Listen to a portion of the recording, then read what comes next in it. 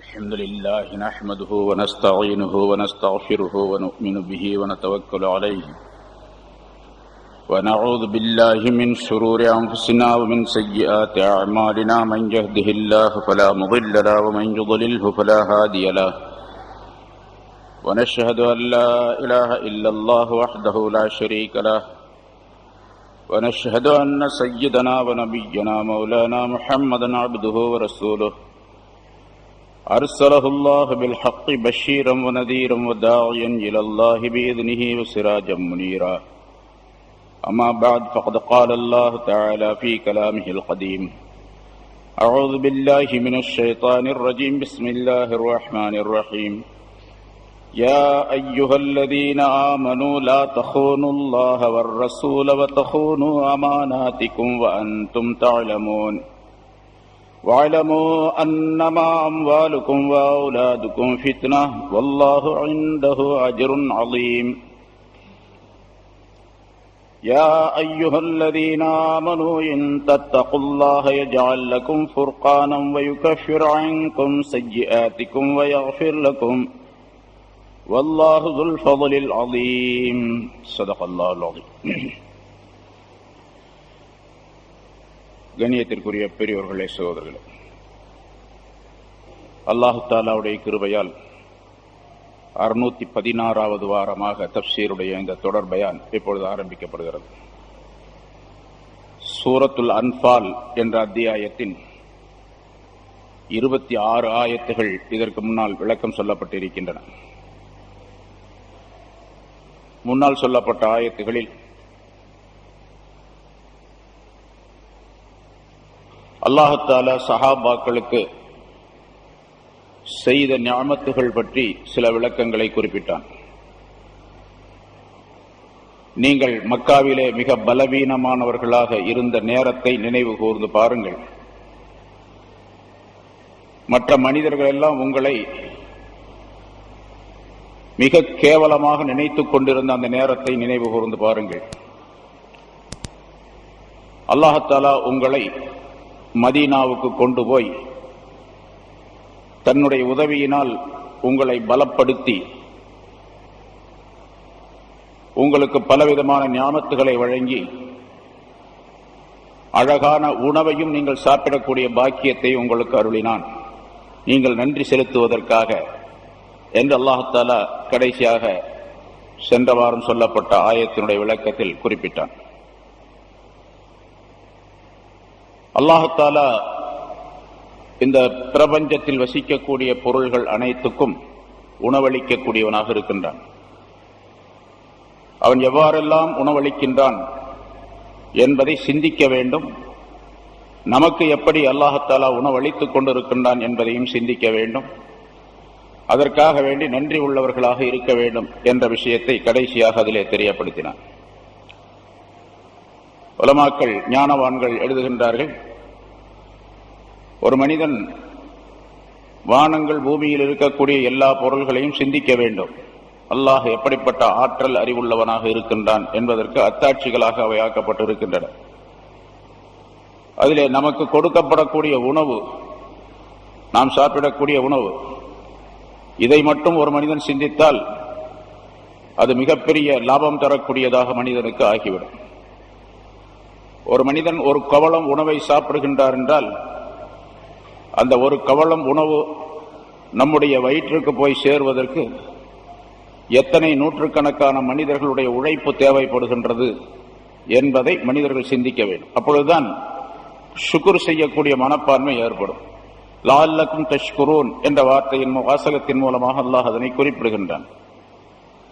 அதே போன்று நமக்கு கிடைக்கக்கூடிய உணவை எப்படி சாப்பிட வேண்டும் என்பதற்கு நமக்கு சட்டங்கள் வகுத்து தரப்பட்டு இருக்கின்றன. உலகத்திலேயே சாப்பிடுவதற்கு சில சட்டங்கள் என்று சொல்லப்பட்ட மார்க்கம் உலகத்தில் இஸ்லாத்தை தவிர வேறு எதுவும் கிடையாது. சொல்லித் தந்தவர் ரசூலுல்லாஹி ஸல்லல்லாஹு அலைஹி வஸல்லம் அவர்களை போன்று வேறு எவரும் கிடையாது. இப்படித்தான் சாப்பிட வேண்டும் என்று. சாப்பாடு இருக்குது, கை இருக்கு, வாய் இருக்கு, கையாச்சு வாயாச்சு என்று சாப்பிடுவதல்ல. எப்படி சாப்பிட வேண்டும் என்பதற்கு சட்டங்கள் இருக்கின்றன, இல்லையா? உலமாக்கள் முஃபஸ்ஸிரீன்கள் இந்த ஆயத்தின் விளக்கத்தில் எழுதுகின்றார்கள், சாப்பிடுவதற்கு சில பர்லுகள் இருக்கின்றன, சில சுன்னத்தான முறைகள் இருக்கின்றன, சில முஸ்தஹப்புகள் இருக்கின்றன. இவற்றையெல்லாம் பேண வேண்டும் என்பதாக குறிப்பிட்டு சாப்பிடுவதிலே, உணவை உட்கொள்வதிலே 4 விதமான பர்லுகள். பர்லு 4, ஒலுவுல பர்லு 4 மாதிரி சாப்பிடுறதுல பர்லு 4. முதல்ல என்ன தெரியுமா? ஹலாலான பொருளை தவிர வேற எதையும் சாப்பிடக்கூடாது. இது பர்ல். ஹலாலை தவிர வேற எந்த பொருளையும் சாப்பிடக்கூடாது. அதாவது நமக்கு முன்னால் வைக்கப்பட்டு நாம் சாப்பிடுவதற்காக வேண்டி ரெடியாக தயாராக இருக்கக்கூடிய அந்த உணவு ஹலாலா இருக்கின்றதா என்று முதலாவதாக சிந்திக்க வேண்டும். இரண்டாவது, அப்படி அந்த ஹலாலான உணவும் அல்லாஹ்வின் புறத்திலிருந்து அருளப்பட்டு இருக்கின்றது, கொடுக்கப்பட்டு இருக்கின்றது என்பதை விளங்க வேண்டும். இது பர்ல். இது அல்லாஹ்வினால் கொடுக்கப்பட்ட உணவு என்று விளங்க வேண்டும். மூன்றாவது, எந்த உணவு கொடுக்கப்பட்டு இருக்கின்றதோ, எந்த உணவை சாப்பிட போகின்றோமோ அந்த உணவை பொருந்தி கொள்ள வேண்டும், திருப்தி கொள்ள வேண்டும். என்னடா இந்த உணவு சாப்பிட்ற இந்த நேரத்தில் அப்படின்னு சொல்லி, அது யார்? நம்ம தான் சம்பாதித்தோம், நம்முடைய வீட்டிலே உள்ள பெண்கள் தான் ஆக்கி கொடுத்தார்கள். இருந்தாலும் அந்த உணவை திருப்தியோடு ஏற்றுக்கொள்ள வேண்டும். திருப்தி, அந்த உணவின் மீது திருப்தியான மனப்பான்மை இருக்க வேண்டும். இதுவும் பர்ல். அந்த உணவின் மீது வெறுப்பு இருக்கக்கூடாது. இந்த சோத்தை எவன் திம்பான், இந்த சாப்பாட்டை யாரு திம்பா, மாடு தான் சாப்பிடும், மனுஷனா சாப்பிடுவான் அப்படின்னு சொன்னா அந்த சொல் இருக்குதே, அது அந்த உணவின் மீது அல்ல, உணவை யார் கொடுத்தானோ அவன் மீது சொல்லப்படுகின்ற குற்றச்சாட்டு. அதனால உணவை பொருந்தி கொள்வது பரலாக ஆக்கப்பட்டிருக்கின்றது. நாலாவது, சாப்பிட்ட பின்னால் உடலுக்கு கிடைக்கக்கூடிய எனர்ஜி, சக்தி இருக்கின்றதே, அதை அல்லாஹ் சொன்ன வழியிலே பயன்படுத்த வேண்டும். கிடைக்க பெறக்கூடிய சக்தியை அல்லாஹ் வழியிலே பயன்படு, அதாவது வணக்க வழிபாடுகளிலே அல்லாஹுடைய கட்டளை, ரசூலுடைய கட்டளைகளை நிறைவேற்றுவதிலே அதை பயன்படுத்த வேண்டும். இந்த 4 பர்ல் சாப்பாட்டில். சுன்னத்துகள் 4 அதே மாதிரி சாப்பிடுவதிலே சுன்னத்துகள் 4. ஆரம்பத்தில் பிஸ்மில்லா சொல்ல வேண்டும். இது ரசூலுல்லாஹி ஸல்லல்லாஹு அலைஹி வஸல்லம் சொல்லி தந்த முறை. பிஸ்மில்லாஹிர் ரஹ்மான், பிஸ்மில்லா சொல்ல சில ரொம்ப பேர் பார்க்கிறோம், பிஸ்மில்லா அப்படின்னு சாப்பிட்டுருவாங்க. சொன்னா போதும் தான், அப்படித்தான் குறிப்பிடப்படுகின்றது. இருந்தாலும் அதுல ஒழுக்கம் என்ன தெரியுமா? பிஸ்மில்லாஹிர் ரஹ்மானிர் ரஹீம் என்று முழுமையாக சொல்ல வேண்டும். ஒரு சின்ன பொருள் சாப்பிட்டாலும் சரி, தண்ணி குடிச்சாலும் சரி, டீ சாப்பிட்டாலும் சரி, சோறு சாப்பிட்டாலும் சரி, பிஸ்மில்லா அப்படின்னு சொல்லுது. பிஸ்மில்லா சொல்லுங்க, பிஸ்மில்லா சொல்லி சாப்பிடுங்க அப்படின்னா என்ன அர்த்தம்? பிஸ்மில்லாஹிர் ரஹ்மானிர் ரஹீம் சொல்லுங்கன்னு அர்த்தம். தொழுகையில பிஸ்மில்லா ஓதுங்க அப்படின்னு சொன்னா பிஸ்மில்லான்னு ஓதிட்டு ஒரு குர்ஆன் ஆரம்பிச்சிடலாமா? குர்ஆன் ஓதும் போது பிஸ்மில்லா சொல்லுங்க, அவுது பில்லாஹி சொல்லுங்க அப்படின்னு சொல்றோம். ஒரு அவுது பில்லாஹி அப்படின்னு சொல்லிட்டு அல்ஹம்துலில்லாஹி ரப்பில் ஆலமீன் ஓதலாமா? அவுது பில்லாஹி மினஷ் ஷைத்தானிர் ரஜீம் முழுசா சொல்லணும், பிஸ்மில்லாஹிர் ரஹ்மானிர் ரஹீம் அப்படின்னு முழுசா சொல்லணும். அது மட்டும் சாப்பாட்டுலையும். இது ஒரு சுன்னத். சாப்பிட்டு முடிச்ச பின்னால அல்ஹம்துலில்லாஹ் சொல்லணும். அது ஒரு சின்ன பொருளா இருந்தாலும் சரி, நிறைய சாப்பிட்ட பின்னால்தான் அல்ஹம்துலில்லாஹ் சொல்லணும் அப்படிங்கிறது இல்லை. சில பேருடைய பழக்கம் இருக்கு, சாப்பிட்டு ஏப்பம் வந்தா தான் அல்ஹம்துலில்லாஹ் சொல்லுவார். சாப்பிட்ட பின்னால ஏப்பம் வரணும், அப்புறம் தான் அல்ஹம்துலில்லாஹ் வரும். அப்படி சில பேர் பழக்கப்படுத்தி வச்சிருக்கிறாங்க. அதனால ஏப்பம் வந்தா தான் அவருக்கு அல்ஹம்துலில்லாஹ்வே வரும், இல்லைன்னா வராது. அது தப்பு. எது சாப்பிட்டாலும் சரி, கொஞ்சம் சாப்பிட்டோம்னா அடுத்தாப்புல முடிச்சு சாப்பிட்டு முடிச்சாச்சா அல்ஹம்துலில்லாஹ் சொல்லும். இது ஒரு சுன்னத். மூன்றாவது, சாப்பிட்றதுக்கு முன்னாலேயும் பின்னாலேயும் கைகளை கழுவ வேண்டும். இது ரசூலுல்லாஹி 1400 வருஷத்துக்கு முன்னால சொன்னது இப்பதான் டாக்டர்கள்லாம் சொல்லிட்டு இருக்கிறோம். நிறைய சொல்றாங்க, செய்திகள் எல்லாம் பார்க்கல நீங்க. சாப்பிட்றதுக்கு முன்னாலேயும் பின்னாலேயும் கைகளை கழுவி கொள்ளுங்கள் அப்படின்னு சொல்லிட்டு. ஏன்னு கேட்டா சாப்பிடாமே, கை கழுவாமே சாப்பிட்டுக்கிட்டு இருந்தாங்க. பல நாடுகள்ல கை கழுவாமையே சாப்பிட்றாங்க, இன்னும் சாப்பிடுறாங்க. ஏன்னா அவங்க கையால சாப்பிட்றதே கிடையாது. அதனால கை கழுவ வேண்டிய அவசியம் இல்லை அப்படின்னு சொல்லிட்டு கையில தான் சாப்பிடணும். அன்லஃபுல் அல் ஐதி அன்லஃபுல் ஆனியா என்று ஹஜ்ரத் அலி ரலியல்லாஹு தஆலா அவர்கள் சொல்லுகின்றார்கள். மேல்நாட்டுக்காரவங்க எல்லாம் கையால சாப்பிட்றதை விட்டு போட்டு கரண்டியில சாப்பிடுறான். கரண்டியில சாப்பிட்றது ரொம்ப சுத்தமானது, ரொம்ப உயர்வானது, கையால் சாப்பிட்றது நல்லதல்ல, கையில கிருமிகள்லாம் இருக்கும், கரண்டியில கிருமி இருக்காது அப்படின்னு சொல்லுவாங்க. அது மிகப்பெரிய தப்பு. கரண்டில தான் நிறைய கிருமி இருக்கும். ஏன்னா அது பல பேருடைய வாய்க்குள்ள போயிட்டு வருது. இது நம்ம வாய்க்குள்ள மட்டும்தான் போயிட்டு வரும், கை வேற யாரு வாய்க்கு போகாது.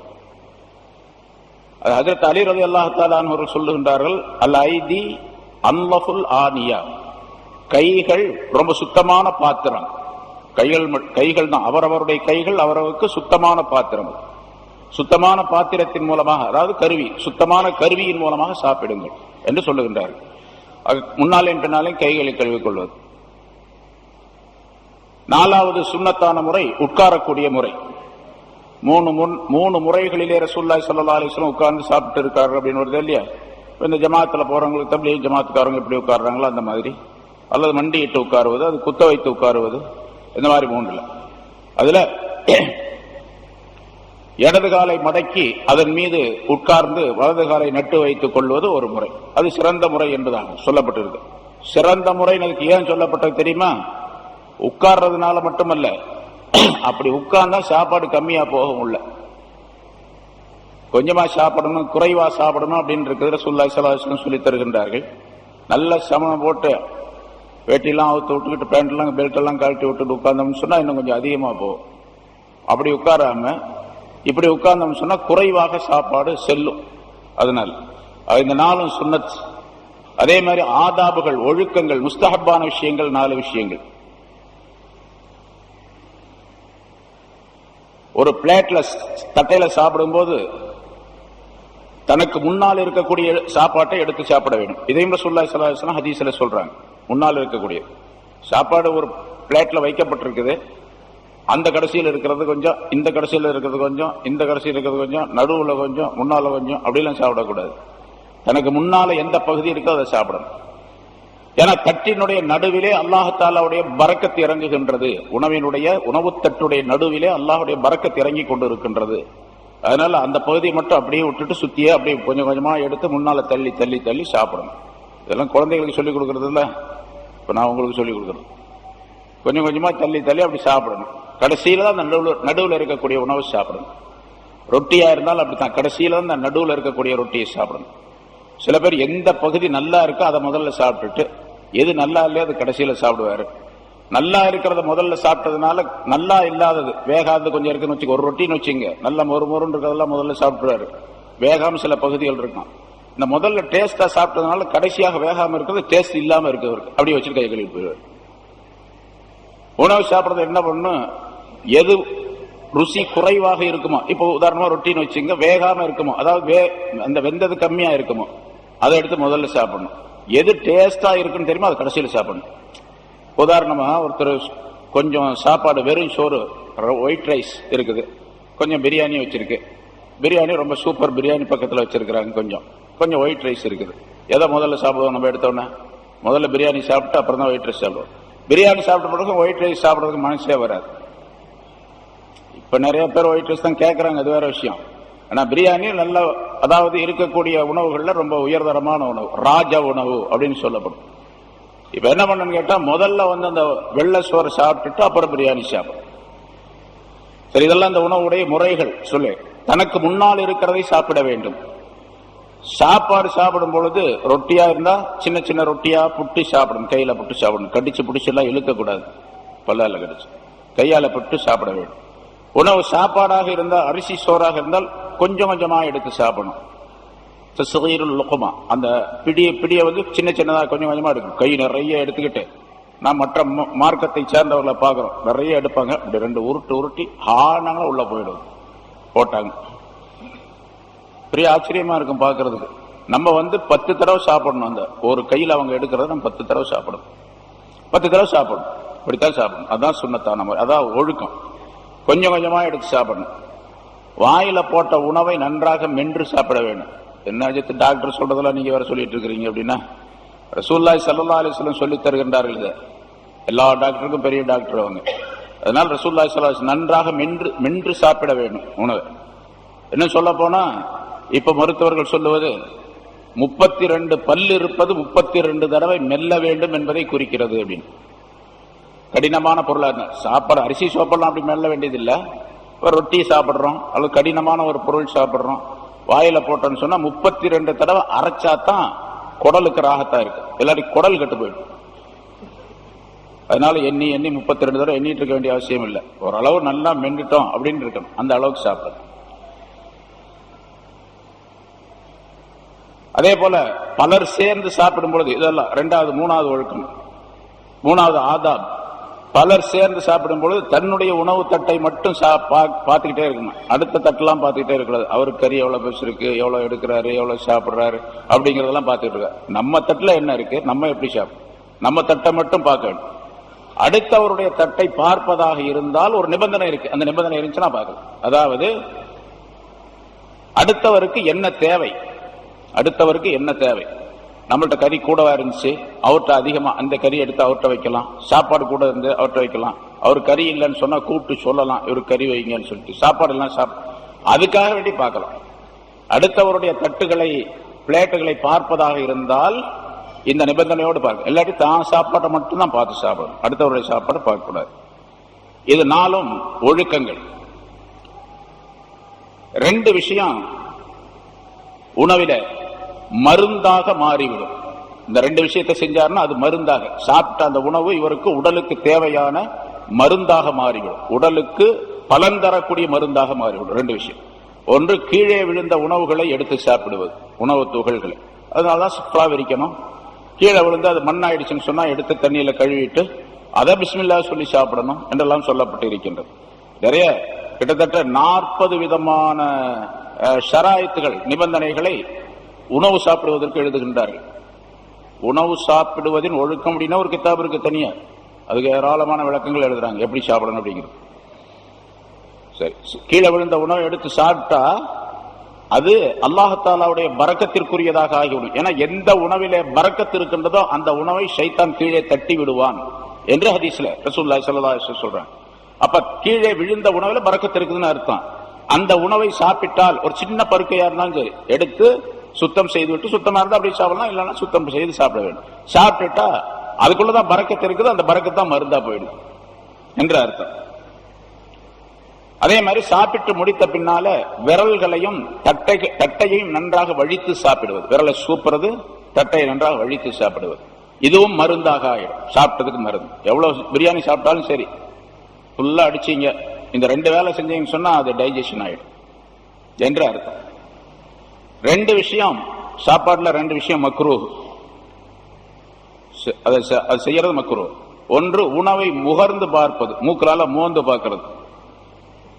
ஆக்கும் போது மோந்து பார்க்கறாங்க பெண்களோ அல்லது ஆக்குறவங்க, சமையல் செய்யறவரோ மோந்து பார்க்கிறார். அது அந்த உணவுல என்ன போட்டிருக்குது, என்ன போடல, அல்லது எப்படி இருக்குது அதனுடைய அமைப்பு அப்படின்னு பார்க்கறதுக்காக. சாப்பிடக்கூடியவர் மோந்து பார்க்க கூடாது. இது இப்ப மருத்துவர்களும் சொல்றாங்க, சாப்பாட்டை முகர்றதுனால உடலுக்கு குறைவுகள் ஏற்படும், தீங்குகள் ஏற்படும் என்பதாக. அது பொதுவாக சொல்லப்படும். என்ன தீங்கு எப்படி ஏற்படும் அப்படின்னு இன்னும் கொஞ்சம் ஆராய்ச்சி செஞ்சுதான் பார்க்கணும். ஆனா இங்க மக்ரூஹ் என்பதாக எழுதுகின்றார்கள் உணவை முகர்ந்து பார்ப்பது. அதே மாதிரி உணவு சூடாக இருந்தால் வாயினால் ஊதி சாப்பிடுவது மக்ரூஹ், சாப்பிடக்கூடாது, ஊதக்கூடாது. டீ சூடா இருக்குது, சாப்பாடு சூடா இருக்குது, ஊதி ஊதி சாப்பிடுறோம் அப்படி கூடாது. அது ஊதுறதுனால உள்ள கேடுகள் எல்லாத்துக்கும் ரொம்ப காலமா சொல்லப்பட்டு கொண்டு இருக்கின்றது. மனிதனுடைய உள்ள உடல்ல இருந்து வெளியே வரக்கூடிய காற்று அது வாயினால் வந்தாலும் சரி, மூக்குனால வெளியே வந்தாலும் சரி, அந்த காற்று இருக்குதே அது கரியமில வாயு உடையதாக இருக்கும், கார்பன் டை ஆக்சைடு உள்ளதாக அந்த காற்று இருக்குது. இப்ப ஒரு ஊதும் பொழுது இவருடைய அந்த நச்சு காற்று, அதாவது அதுல நச்சு கிருமிகள் இருக்குன்னு அந்த காற்றுல, இப்ப நான் பேசுறேன் அப்படின்னு சொன்னா பேசும்பொழுது வரக்கூடிய காற்றில நச்சு கிருமிகள் உடலில் இருந்து உள்ளே இருந்து வெளியே வருகின்றது. உள்ள வெளியிருந்து போகக்கூடிய காற்றுல சுவாசம் மனிதனுக்கு தேவைப்படக்கூடியதாக ஆக்சிஜனை எடுத்து செல்லுகின்றது உள்ள. இந்த மனிதனுக்கு, அதாவது இவன் பேசக்கூடிய பேச்சிலிருந்து வரக்கூடிய அந்த காற்று, அதே மாதிரி மூக்கிலிருந்து வரக்கூடிய காற்று, இதுவெல்லாம் நச்சு கிருமிகளை கொண்டதாக இருக்கின்ற காரணத்தால் உணவில ஊதும் பொழுது அந்த கிருமிகள் அதிலே படியும், அதவே இருப்பு சாப்பிடுறாரு. உள்ள இருந்து வந்த கிருமியை திரும்ப இவர் சாப்பிட்டுறாருன்னு அர்த்தம். இது மனிதனுக்கு கேடு விளைவிக்கக்கூடிய, நோய் உண்டாக்கக்கூடியதாக அமையும். இப்படி ஏராளமான விஷயங்கள் சொல்லப்பட்டு இருக்கின்றன. அந்த கருத்துக்களை எல்லாம் சேர்த்துதான் அல்லாஹ் முந்தின ஆயத்தினுடைய கடைசியில போன வாரம் சொல்லப்பட்டது, வரஸககும் மினத் தய்யிபாத்தி லஅல்லகும் தஷ்குரூன், நீங்கள் நன்றி செலுத்துவதற்காக வேண்டி உங்களுக்கு ஹலாலான இனிமையான பொருளிலிருந்து உணவளித்தான் அவன் என்று அல்லாஹ் சொல்லி காட்டுகின்றான். அந்த ஆயத்தில் இந்த கருத்துக்கள் எல்லாம் நமக்கு பெறப்படுகின்றன. அதை செய்தால் நன்றி உள்ளவர்களாக ஆகிவிடுவோம் என்பது பொருளாகும். அடுத்து அல்லாஹ் சொல்லுகின்றான், யா அய்யுஹல்லதீன ஆமனூ லா தஹூனுல்லாஹ வர்ரஸூல வதஹூனு அமானாத்திக்கும் வஅன்தும் தஅலமூன். இது ஒரு சம்பவத்தினுடைய அடிப்படையில் அருளப்பட்ட ஆயத்து. யூதர்கள் பனு குறைலா, பனு நுலைர் என்று 2 வர்க்கத்தினர். முன்னால் நிறைய சொல்லியிருக்கிறோம், பல ஆயத்துகளுக்கு விளக்கம். அவங்க மதீனாவில் இருந்தாங்க. மதீனால பல குறும்புகள் செஞ்சுக்கிட்டு இருந்தாங்க. ரசூலுல்லாஹ்வுக்கு எதிராக எல்லாம் பல போர்கள் தொடுத்தாங்க, பல விதமான தீங்குகள் செஞ்சாங்க. அதனால அந்த கூட்டத்தாரை ரசூலுல்லாஹி ஸல்லல்லாஹு அலைஹி வஸல்லம் அவர்கள் ஹைபர் என்று அங்கிருந்து மதீனாவிலிருந்து கொஞ்சம் தூரத்தில் இருக்கக்கூடிய ஒரு பகுதிக்கு அனுப்பிட்டாங்க. ஹைபர் என்ற இடத்துல போய் நீங்க குடியிருங்க அப்படின்னு சொல்லிட்டு அனுப்பிட்டாங்க. மதீனாவை விட்டு அவர்கள் வெளியேற்றப்பட்டார்கள். அந்த இடத்துல இருந்துட்டு இருந்தாங்க. அங்கேயும் போய் சும்மா இருக்கல, மக்காவாசிகளோடு சேர்ந்து கொண்டு போர் செஞ்சாங்க. கடைசியில ஹைபர் போர் என்று பிரபலமான ஒரு போர் நடந்தது. அதில் அவர்கள் எல்லாம் சரணடைந்தார்கள். கடைசியில நீண்ட நாள், ஒரு 20 நாள் முற்றுகையிட்டார்கள் ரசூலுல்லாஹி ஸல்லல்லாஹு அலைஹி வஸல்லம். ஹைபருடைய அந்த கோட்டையை, பெரும் பெரும் கோட்டைகளை கட்டி கொண்டிருந்தார்கள், முற்றுகையிட்டார்கள். கடைசியில தோல்வியுற்றார்கள் அவர்கள். ரசூலுல்லாஹி ஸல்லல்லாஹு அலைஹி வஸல்லம் அப்படி அந்த முற்றுகையிடுவதற்கு, அதாவது ஹைபர் அந்த யூதர்களிடத்திலே போர் செய்வதற்காண்டி போவதற்கு முன்னாலே அவர்களிடத்தில் பேச்சுவார்த்தை நடத்த வேண்டும் என்று ரசூலுல்லாஹி ஸல்லல்லாஹு அலைஹி வஸல்லம் விரும்பினார்கள். அவர்களும் விரும்பினார்கள். அப்ப அவங்க சில பேரை சொன்னாங்க, நாங்க இன்னென்ன இந்த மனிதர் தான் எங்களுக்கு நடுவராக இருக்க வேண்டும், அவர் தான் எங்களிடத்தில் பேச வேண்டும், நாங்க சொல்றதை உங்கள்கிட்ட சொல்லணும், நீங்க சொல்றதை எங்கள்கிட்ட சொல்லணும். இவர் நடுவராக இருந்து பேச்சுவார்த்தைக்கு உடன்படக்கூடிய ஒரு சூழ்நிலையை உருவாக்குவது இன்னார் இருக்க வேண்டும் என்று ஒரு மனிதரை குறிப்பு. அவர் அவருக்கு சார்பானவர். ரசூலுல்லாஹி ஸல்லல்லாஹு அலைஹி வஸல்லம் அவர்கள் சொன்னார்கள், இல்ல, சஅத் இப்னு முஆஸ் அவர் மதீனாவிலே மிக உயர்ந்த அந்தஸ்து பெற்றவர்கள், அன்சாரிகளுடைய தலைவர். அவர் முஹாஜிரீன்களிலே, மக்காவாசிகளிலே அபூபக்கர் சித்திக் ரலியல்லாஹு தஆலா அன்ஹு அவர்களுக்கு என்ன அந்தஸ்தோ அதே அந்தஸ்து மதீனாவாசிகளே சஅத் இப்னு முஆஸ் ரலியல்லாஹு தஆலா அன்ஹு அவர்களுக்கு இருந்தது. ரசூலுல்லாஹி ஸல்லல்லாஹு அலைஹி வஸல்லம் அவர்கள் சொன்னார்கள், இவரை நாங்கள் அனுப்புகின்றோம் பேசுவதற்கு, சஅத் இப்னு முஆஸ். அவர் பேசுவதற்கு நீங்க ஒத்துக்கொள்றீங்களா, அவர் பேசுறதுக்கு நீங்க ஒத்துக்கொள்றீங்களா அப்படின்னு கேட்டு முதல்ல ஒரு ஆளை அனுப்பி கேட்டு வர்றதுக்காண்டி ஒரு ஆள் அனுப்புனாங்க.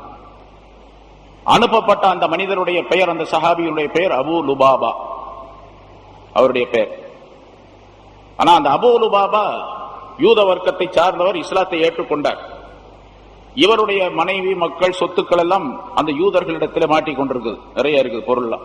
இவருடைய மனைவி, மக்கள், சொத்துக்கள் சில, இவையெல்லாம் அங்கே குடும்பத்தார்கள் எல்லாம் நிறைய அங்க இருக்கிறாங்க.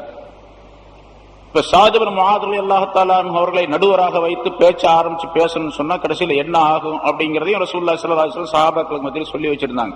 அதாவது அவர்கள் கண்டிப்பாக நம்ம சொல்றதை ஏற்றுக்கொள்ளவில்லைன்னா எல்லாத்தையும் கத்தல் பண்ணிடணும், இல்லாட்டி நாடு கடத்திடணும் அப்படிங்கறது தான் முடிவு. ஆனா பேச்சுக்காண்டி இவரை வச்சு நடுவராக சஅத் இப்னு முஆஸ் வைக்கணும், அது சம்மதமான கேட்டு வர்றதுக்காண்டி ஒரு ஆள் அனுப்புனாங்க. அவர் தான் அபூ லுபாபா. இவர் போனவர் அந்த பனு நுலைர் என்ற கூட்டத்தாரிடத்தில் பேசிட்டு இருந்தாங்க. அப்படி பேசும்போது என்ன ஆச்சு, என்ன செய்தி, அதாவது எப்படி சஅத் இப்னு முஆஸ் இடத்துல பேசினா சரியா வருமா அப்படின்லாம் அவங்க கேட்டாங்க. அவர் என்ன செஞ்சாருன்னு கேட்டா, அல்லாஹ் ரசூல், இப்ப அவர் இஸ்லாத்தை ஏற்றுக்கொண்டவர், ரொம்ப முழுமையான பக்காவான சஹாபி தான், ஈமான்ல பரிபூர்ணமானவர் தான், அது சந்தேகம் இல்லை. ஆனா இவருடைய மனைவி, மக்கள், பொருள்கள் எல்லாம் அங்கே குடும்பங்கள் எல்லாம் இருக்கின்ற காரணத்தால் இவருக்கு கொஞ்சம் வருது.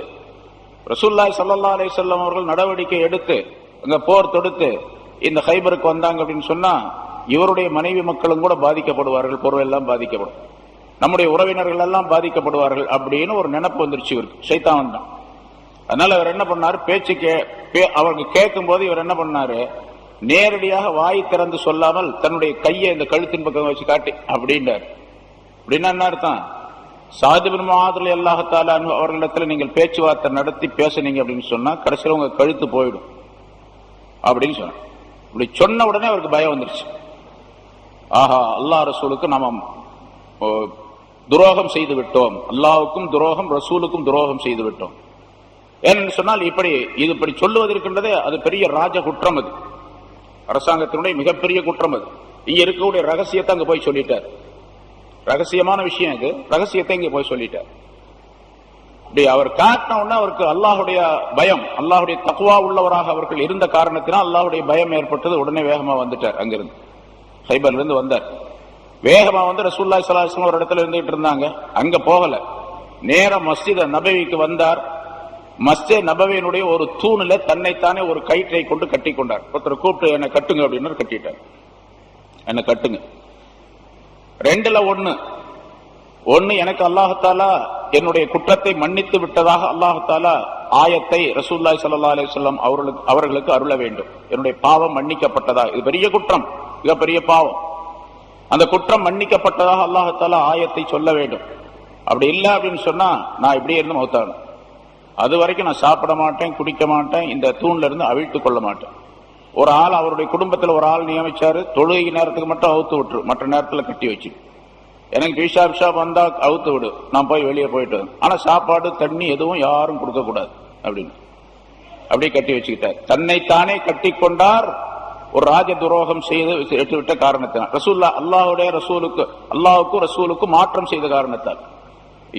நம்ம ரொம்ப சிந்திக்க வேண்டிய விஷயம் இது. அவர் செய்த குற்றம் அது, அவர் செய்த தியாகம் அது வேற விஷயம். நமக்கு மிகப்பெரிய படிப்பினை இருக்கின்றது அதுல. ரசூலுல்லாஹி ஸல்லல்லாஹு அலைஹி வஸல்லம் அவருடைய ஒரே ஒரு சொல்லு, அந்த சொல்லுக்கு மாற்றம் செஞ்சாரு. இது மிகப்பெரிய குற்றம் என்ற காரணத்தினால் தன்னைத்தானே கட்டி வைத்துக் கொண்டார். எவ்வளவு நாள் இருந்தார்? 7 நாள் சாப்பிடல, குடிக்கல, எதுவும் கிடையாது. 7 நாள் சாப்பிடாம இருந்தா 7 நாள் தண்ணியே குடிக்கல. அதான் அந்த அரபு நாட்டுல 7 நாள் தண்ணி குடிக்காம இருந்தா எப்படியாகும்? ஒரு நாளைக்கு 5 லிட்டர் 10 லிட்டர், குறைஞ்ச 5 லிட்டர்னு வச்சுங்க, 35 லிட்டர் தண்ணி குடிச்சிருக்க வேண்டியது. ஒரு பிட்டு தண்ணியும் கூட ஒரு பொட்டு தண்ணியும் கூட குடிக்கல. அதே மாதிரி ஒரு பிட்டு துண்டு ஒரு உணவும் சாப்பிடல, ஒரு பேரிச்சம்பளம் சாப்பிடல, ஒரு துண்டு எதுவுமே சாப்பிடல. 7 நாள். 7வது நாள் அவர்னால முடியல, அப்படியே மயக்கம் வந்து கீழே விழுந்துட்டார். அந்த நேரத்தில் அல்லாஹ் இந்த ஆயத்தை இறக்கி வைத்தார். இந்த ஆயத்து அவருடைய தௌபா, அவருடைய குற்றத்தை அல்லாஹ் மன்னித்து விட்டதாக இதனுடைய கருத்து. ஆனா ரசூலுல்லாஹி ஸல்லல்லாஹு அலைஹி வஸல்லம் அவர்களிடத்தில் சொல்லப்பட்டது, இந்த மாதிரி அபூ லுபாபா போனாரு, இப்படி செய்துட்டாரு, அதற்கு பரிகாரமாக, குற்றப்பரிகாரமாக தன்னைத்தானே தூணிலே கட்டி வைத்துக் கொண்டார் என்பதாக சொல்லப்பட்ட பொழுது ரசூலுல்லாஹி ஸல்லல்லாஹு அலைஹி வஸல்லம் அவர்கள் சொன்னார்கள், அவர் ஏன் அப்படி செஞ்சாரு? தனக்குத்தானே ஒரு தண்டனை விதிச்சுக்கிட்டார். அதுவும் அல்லாஹ் தஆலாவிடத்துல ஒரு நேரடியாக ஒப்பந்தம் செஞ்சிட்டார். ஏன்னா மன்னிச்சாதான் நான் இதுல இருந்து விடுபடுவேன், இல்லன்னு சொன்னா இப்படி மௌத்தாக வேண்டியதுதான் அப்படின்ட்டு. அவர் அங்கே அப்படி கட்டிக்கொள்ளாமல் நேராக என்னிடத்தில் வந்திருந்தால் நான் அல்லாஹ்விடத்தில் அவருக்காக வேண்டி மன்னிப்பு கேட்டிருப்பேன், அல்லாஹ் மன்னிச்சிடும். ஆனா அப்படி வரல. அவர் நேர தானே அந்த இதை கையில் எடுத்துக்கிட்டார். என்ன, அதனால அவர் எப்படி செஞ்சாரோ அதுக்கு அல்லாஹ்விடத்திலிருந்து தான் பதில். நான் ஒன்றும் பண்ண முடியாது அப்படின்ட்டாங்க ரசூலுல்லாஹி ஸல்லல்லாஹு அலைஹி வஸல்லம். அதே மாதிரி அவர் கட்டப்பட்டிருந்தா ஜனங்க போறாங்க வர்றாங்க எல்லாம் பண்றாங்க தொழுகிறாங்க, அவரு கட்டப்பட்டு அப்படியே இருந்து. 7வது நாள் இந்த ஆயத்தை அல்லாஹ் தஆலா இருக்கு, யா அய்யுஹல்லதீன ஆமனூ. இது பார்த்தா பொதுவா தெரியும், பொதுவான ஆயத்து தான். ஆனா அவருக்காக வேண்டி இறக்கப்பட்டது. ஈமான் கொண்டவர்களே, லா தஹூனுல்லாஹ வர் ரசூல, அல்லாஹ்வுக்கும் அவனுடைய ரசூலுக்கும் நீங்கள் மோசடி செய்யாதீர்கள். வத்தஹூனு அமானாத்திக்கும், உங்களுடைய அமானிதங்களுக்கும் நீங்கள் மோசடி செய்யாதீர்கள். வஅன்தும் தஅலமூன், நீங்கள் தெரிந்தவர்களாக இருக்கும் நிலைமையில், தெரிந்து கொண்டே வேண்டுமென்றே நீங்கள் அல்லாஹ்வுக்கும் ரசூலுக்கும் மோசடி செய்யாதீர்கள், துரோகம் செய்யாதீர்கள். உங்களுடைய அமானிதங்களுக்கும் மோசடி செய்யாதீர்கள். இப்ப அபூ லுபாபா அவர்களிடத்துல ஒரு அமானிதமான பேச்சு, நீ போய் அவரிடத்துல போய் சாதுபன மீடியேட்டரா இருந்து உங்களுக்கு இந்த பேச்சை நடத்துவார் அப்படின்னு கேட்டுதான் வர சொன்னாங்க. இது அமானிதம், வேற எந்த விஷயம் சொல்லக்கூடாது. ரகசியத்தை, இந்த நாட்டுடைய விஷய ரகசியத்தை அடுத்த நாட்டில் போய் சொன்னா என்ன ஆகும்? இப்ப என்ன தண்டனை? தூக்கு தண்டனை தான் அது. ஒரு நாட்டுடைய ரகசியத்தை இன்னொரு நாட்டில் போய் சொன்னா, ஒரு நாட்டில் இருக்கக்கூடிய ஆயுதங்களுடைய ரகசியம் அடுத்த நாட்டுக்கு தெரியப்படுத்தினா அது ராஜ துரோகம். உடனடியாக அவருக்கு தீர்ப்பு கேட்டா கொலை செய்யற, அவருக்கு தூக்கு தண்டனை தான் அப்படிங்கிறது எல்லா நாட்டுடைய சட்டம். அதே மாதிரி ரசூலுல்லாஹி ஸல்லல்லாஹு அலைஹி வஸல்லம் சொன்ன அந்த விஷயத்தை இவர் அமானிதமாக கொண்டு செல்ல வேண்டும், அமானிதமாக அதை கருத வேண்டும். அமானிதத்துக்கு துரோகம் செய்து விட்டார் இவர். அதை அல்லாஹ் தஆலா அமானாத்திக்கும், உங்களுடைய அமானிதங்களுக்கு நீங்கள் மோசடி செய்யாதீர்கள். நீங்கள் தெரிந்தவர்களாக இருக்கும் நிலைமை, தெரிஞ்சுக்கிட்டே செய்யாதீங்க. தெரியாம இந்த சட்டம் தெரியாம இருந்துச்சு அப்ப பரவாயில்ல, ஆனா தெரிஞ்சுக்கிட்டே செய்யக்கூடாது. அவருக்கு தெரியும், தெரிஞ்சதுனால தானே அவருக்கு உடனே அந்த பிரச்சனை உணர்வு வந்தது, உடனடியாக அவர் மாற்றிக்கொண்டார், அதற்குரிய தண்டனை தனக்குத்தானே ஏற்படுத்திக் கொண்டார். அதனால தெரிஞ்சு கொண்டே நீங்கள் வேண்டுமென்றே இந்த மோசடி செய்வதை நீங்கள் செய்யாதீர்கள் என்று அல்லாஹ் தஆலா சொல்லுகிறார். இது அவர் சம்பந்தம். அபூ லுபாபா இப்போ நீங்க ஹஜ்ஜுக்கு போனவங்களுக்கு எல்லாத்துக்குமே தெரியும், அந்த ரௌலத்துல் ஜன்னா மதீனாவில் ரவுலத்துல் ஜன்னா என்று சொர்க்க பூங்கா என்று ஒரு பகுதி இருக்குது பாருங்க. அது இடத்துல எல்லாரும் தொழுவாங்க. ரசூலுல்லாஹி ஸல்லல்லாஹு அலைஹி வஸல்லம் மெம்பர் இருக்கக்கூடிய பகுதி. அந்த இடத்துல ஒரு சில தூண்கள் இருக்கின்றன. அந்த தூண்களுடைய இடத்துல உட்கார்ந்து துஆ கேட்டால் அது ஏற்றுக்கொள்ளப்படும் அப்படின்னு சொல்லப்பட்டிருக்கு. அதுல அபூ லுபாபாவுடைய தூண், உஸ்துவானத்து அபீ லுபாபா என்று அந்த தூணுக்கு பேரை எழுதி வச்சிருப்பாங்க. அல்லது உஸ்துவானத்து தௌபா, ரெண்டு பேரும் இருக்குது அந்த தூணுக்கு பேர். அபூ லுபாபாவுடைய தூண் என்றும் பேர் இருக்குது, தௌபாவுடைய தூண் என்றும் இருக்கின்றது. ஒரு மனிதன் அந்த தூணுக்கு பக்கத்தில் உட்கார்ந்து தௌபா செஞ்சார், அபூ லுபாபாவுடைய தௌபா ஏற்றுக்கொள்ளப்பட்டது. எவ்வளவு பெரிய விஷயம். அது மாதிரி ஒரு பாவம் செய்ய மனிதன் அந்த இடத்துல போய் உட்கார்ந்து கேட்டால் அதை மன்னிச்சிடும் என்று சொல்லப்பட்டிருக்கின்றது. இங்கே மோசடி செய்யக்கூடாது என்பதை அல்லாஹ் தஆலா சொல்லும் பொழுது பொதுவாக அபூ லுபாபா அவர்களுக்கு அப்படின்னு மட்டும் சொல்லல. அல்லாஹ் தஆலா இங்கே ஈமான் கொண்டவர்களே என்று கூப்பிட்டு சொல்லுகின்றான். அதனால மூமினாக இருக்கக்கூடிய மனிதர்கள் யாருமே இந்த அமானிதங்களுக்கு மோசடி செய்யக்கூடாது என்பது இதன் மூலமாக விளக்கப்படுகின்றது. அமானிதம் அப்படின்னு சொன்னா என்ன? நாள் நிறைய சொல்லியிருக்கிறோம், பல தடவை சொல்லியிருக்கிறோம். அமானிதம் அப்படிங்கிறது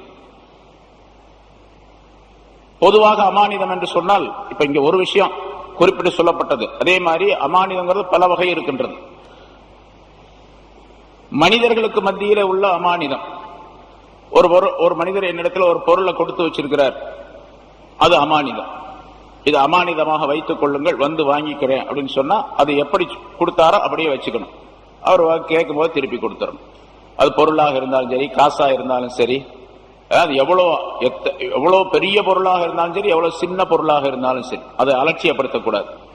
சின்ன ஒரு பொருளை கொடுத்து, ஒரு டம்ளர் கொண்டாந்து கொடுத்து இதை வச்சுக்கங்க வந்து வாங்கிக்கிறேன் அப்படின்னு சொல்றதும், அதே மாதிரி ஒருத்தர் ஒரு கோடி ரூபாயை கொண்டு வந்து கொடுத்து இதை வச்சுங்க வாங்கிக்கிறேன் அப்படின்னு சொல்றதும் ரெண்டு ஒண்ணுதான். இந்த அமானிதத்தை பாதுகாப்பதை போன்ற அந்த அமானிதத்தையும் பாதுகாக்க வேண்டும். ஒரு சின்ன கிளாஸ் தானே அப்படின்னு சொல்லிட்டு அதை அலட்சியப்படுத்துவது மார்க்கத்தில் கூடாது. ஏன்னா அது நம்முடைய பொருள் அல்ல, அமானிதமாக அடுத்தவரால் கொடுக்கப்பட்ட பொருள். அதை அப்படியே திருப்பி கொடுக்க வேண்டும். எந்த பொருளை கொடுத்தாரோ அப்படியே கொடுக்க வேண்டும். அதை எந்த வகையான உபயோகத்திற்கும் நாம் வைத்துக் கொள்ளக்கூடாது. உதாரணமா ஒரு கிளாஸ் கொடுத்துட்டு போறாரு, வச்சுங்க நாளைக்கு வந்து வாங்கிக்கிறேன், அடுத்த மாசம் வந்து வாங்கிக்கிறேன் அப்படிங்கிறாரு. இவர் சரி கொடுத்துட்டு போனாரு அப்படின்னு சொல்லிட்டு அந்த கிளாஸ் என்ன பண்றாரு, இவர் எடுத்து பயன்படுத்திக்கிறாரு. வீட்டுக்கு டீ குடிக்கிறதுக்கு, தண்ணி குடிக்கிறதுக்கு, எல்லாத்துக்கும் இவர் பயன்படுத்துறாரு. இப்போ அமானிதத்துக்கு மோசடி செஞ்சு விட்டாருன்னு அர்த்தம்.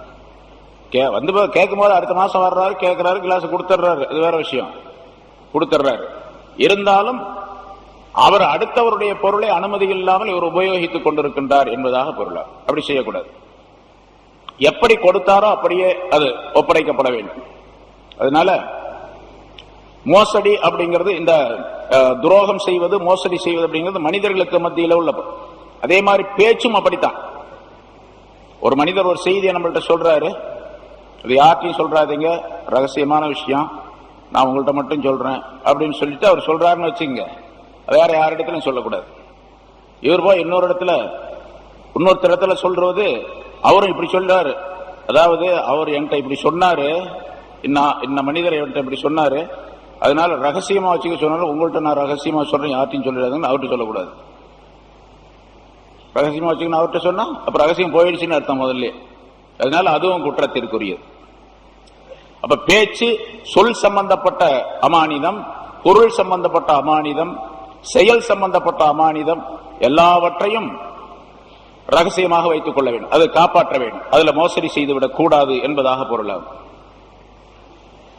அதே போல அல்லாஹு தாலாவுக்கும் மனிதர்களுக்கும் மத்தியிலே உள்ள அமானிதம், அல்லாஹு தாலா சில கட்டளைகளை, கடமைகளை சொல்லி இருக்கின்றான். என்னென்ன காரியங்களை செய்ய வேண்டும், என்னென்ன காரியங்களை செய்யக்கூடாது, இதுவெல்லாம் ஹலாலானவை, இதுவெல்லாம் ஹராமானவை என்று சொல்லி இருக்கின்றான்.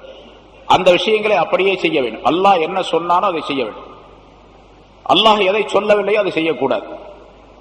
செய்ய வேண்டாம் என்று சொன்னதை செய்யக்கூடாது. அப்படி இருந்தா தான் அமானிதத்தை பாதுகாப்பதாக. அதனால்தான் அல்லாஹ் சொன்னதை செய்ய வேண்டும், அல்லாஹ் சொல்லாததை செய்யக்கூடாது, அதாவது வேண்டாம் என்று சொன்னதை செய்யக்கூடாது அப்படிங்கிற நிபந்தனையின் பேரில் தான் அல்லாஹாலா அமானிதம் என்பதை முதலாவதாக வானங்களுக்கு சொல்லி காட்டினான், பூமிக்கு சொல்லி காட்டினான், மலைகளுக்கு சொல்லி காட்டினான். இந்த அமானிதத்தை எல்லாம் நாங்க செய்ய முடியாது அப்படின்னு அவை விலகி கொண்டன. இன்னா அரல்னல் அமானத அலஸ் ஸமாவாதி வல் அர்தி வல் ஜிபால், அமானிதங்களை செய்ய வேண்டும் என்று, அதை செயலாற்ற வேண்டும் என்று வானங்கள், பூமி, மலைகள் ஆகியவற்றுக்கு நாம் எடுத்து கூறினோம். அவற்றை ஏற்றுக்கொள்வதை விட்டும் அவை விலகி கொண்டன. முடியாதுன்னு சொல்லி, எங்களால முடியாது, நம்மளால செய்ய முடியாது. ஆனா யாரு அல்லாஹ்வுடைய சொல்லை கேட்கவில்லையோ, அல்லாஹ்வுடைய சொற்களை சிந்திக்கவில்லையோ, அல்லாஹ்வுடைய சொற்களை பார்க்கவில்லையோ, அவர்கள் மிருகத்தை விட கேடு கட்டவர்கள். முன்னால சூரத் இதுல முன்னால உள்ள ஆயத்துகள் அது சொல்லப்பட்டு இருக்கின்றது உங்களுக்கு. அல்லதீன ஆஹத்த மின்ஹு சும்ம யன்குலூன ஆஹதஹும் ஃபீ குல்லி மர்ரத்தின் வஹும் லா யத்தகூன். கெட்ட மிருகங்களிலே கெட்டவர்கள் என்று சொல்லிவிட்டு அந்த காபிர்களை, மக்காவாசிகளை சொல்லிவிட்டு, அவர்கள் எத்தகையவர்கள் என்று சொன்னால், அவர்கள் செய்த ஒரு தவறான காரியத்தை, மார்க்கத்திற்கு முரணான ஒரு காரியத்தை, நியாயத்திற்கு மாற்றமாக செய்த அநியாயமான ஒரு காரியத்தை அல்லாஹ் தஆலா சொல்லி காட்டுகின்றார். அல்லதீன, அவர்கள் எப்படிப்பட்டவர்கள் என்றால், ஆஹத்த மின்ஹும், அவர்களிடத்தில் நபியை நீங்கள் ஒரு உடன்படிக்கை செய்தீர்கள். சும்ம யன்குலூன ஆஹதஹும், பிறகு அந்த உடன்படிக்கை அவர்கள் முறித்து விட்டார்கள். ஃபீ குல்லி மர்ரத்தின், ஒவ்வொரு தடவையும், ஒரு தடவை அல்ல பல தடவை செஞ்சு ஒவ்வொரு தடவையும் முறிச்சிடுறாங்க அந்த ஒப்பந்தத்தை. வஹும் லா யத்தகூன், அவர்கள் பயப்படுவதே கிடையாது. இப்படி ஒப்பந்தம் முறிச்சிட்டமே அப்படிங்கிற பயமெல்லாம் வர்றதில்லை, அல்லாஹுடைய பயம் இல்லை, அல்லாஹ் தண்டிப்பானே என்ற குற்ற உணர்வு அவர்களுக்கு ஏற்படுவதே இல்லை என்று அல்லாஹ் தஆலா சொல்லுகின்றார். இது மதீனாவுக்கு ரசூலுல்லாஹி ஸல்லல்லாஹு அலைஹி வஸல்லம் சென்ற பின்னால, முன்னால உள்ள ஆயத்துகளிலும் அந்த விளக்கம் சொல்லப்பட்டு இருக்கின்றது. மதீனாவுக்கு சென்ற பின்னால அந்த அரபுக்காரர்களே பல பேர் இஸ்லாத்தை ஏற்றுக்கொண்டார்கள். அரபியர்கள் அல்லாத யூதர்கள் ஒரு கூட்டத்தினர் இருந்தார்கள். யூதர்களிலே 2 பிரிவுகள் இருந்தார்கள். பனு குரைலா, பனு நுலைர் என்று 2 கூட்டத்தினர்கள் இருந்தார்கள். இதுல அந்த பனு குரைலாக்காரர்கள், பனு நுலைர் என்பவர்கள் இஸ்லாத்திற்கு கட்டுப்பட்டு வாழ்வோம் என்பதாக சொன்னார்கள். அதே போன்று பனு குரைலா என்பவர்கள் ரசூலுல்லாஹி ஸல்லல்லாஹு அலைஹி வஸல்லம் அவர்களிடத்தில் ஒரு ஒப்பந்தம் செய்து கொண்டார்கள். அதாவது, நாங்கள் இஸ்லாத்திற்கு எதிராக எந்த விதமான நடவடிக்கைகளும் ஈடுபட மாட்டோம். இஸ்லாத்திற்கு எதிராக யாராவது வெளியூர்ல இருந்து சண்டைக்கு வந்தால், போர் செய்தால், நாங்கள் உங்களுக்கு உதவி செய்கின்றோம். அவர்களுக்கு சார்பாக இருக்க மாட்டோம், அவர்களுக்கு சாதகமாக இருக்க மாட்டோம், உங்களுக்கு சாதகமாக இருப்போம்.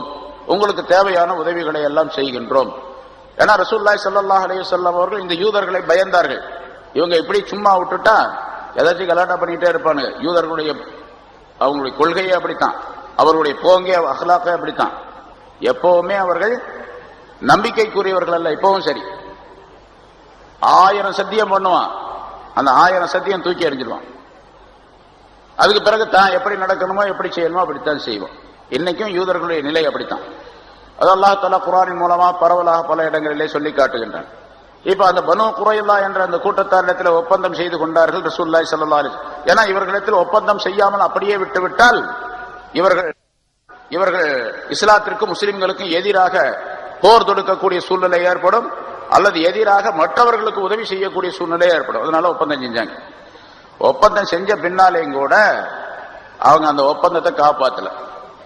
ஒப்பந்தம் செய்த பின்னாலேயும் கூட ரகசியமாக ஆள்களை அனுப்பி பல போர் நடந்துச்சு. பத்ர் நடந்துச்சு, அதுக்கு பிறகு உஹது நடந்தது. உஹது போருக்கு பின்னாலே சில போர்கள் நடந்தன.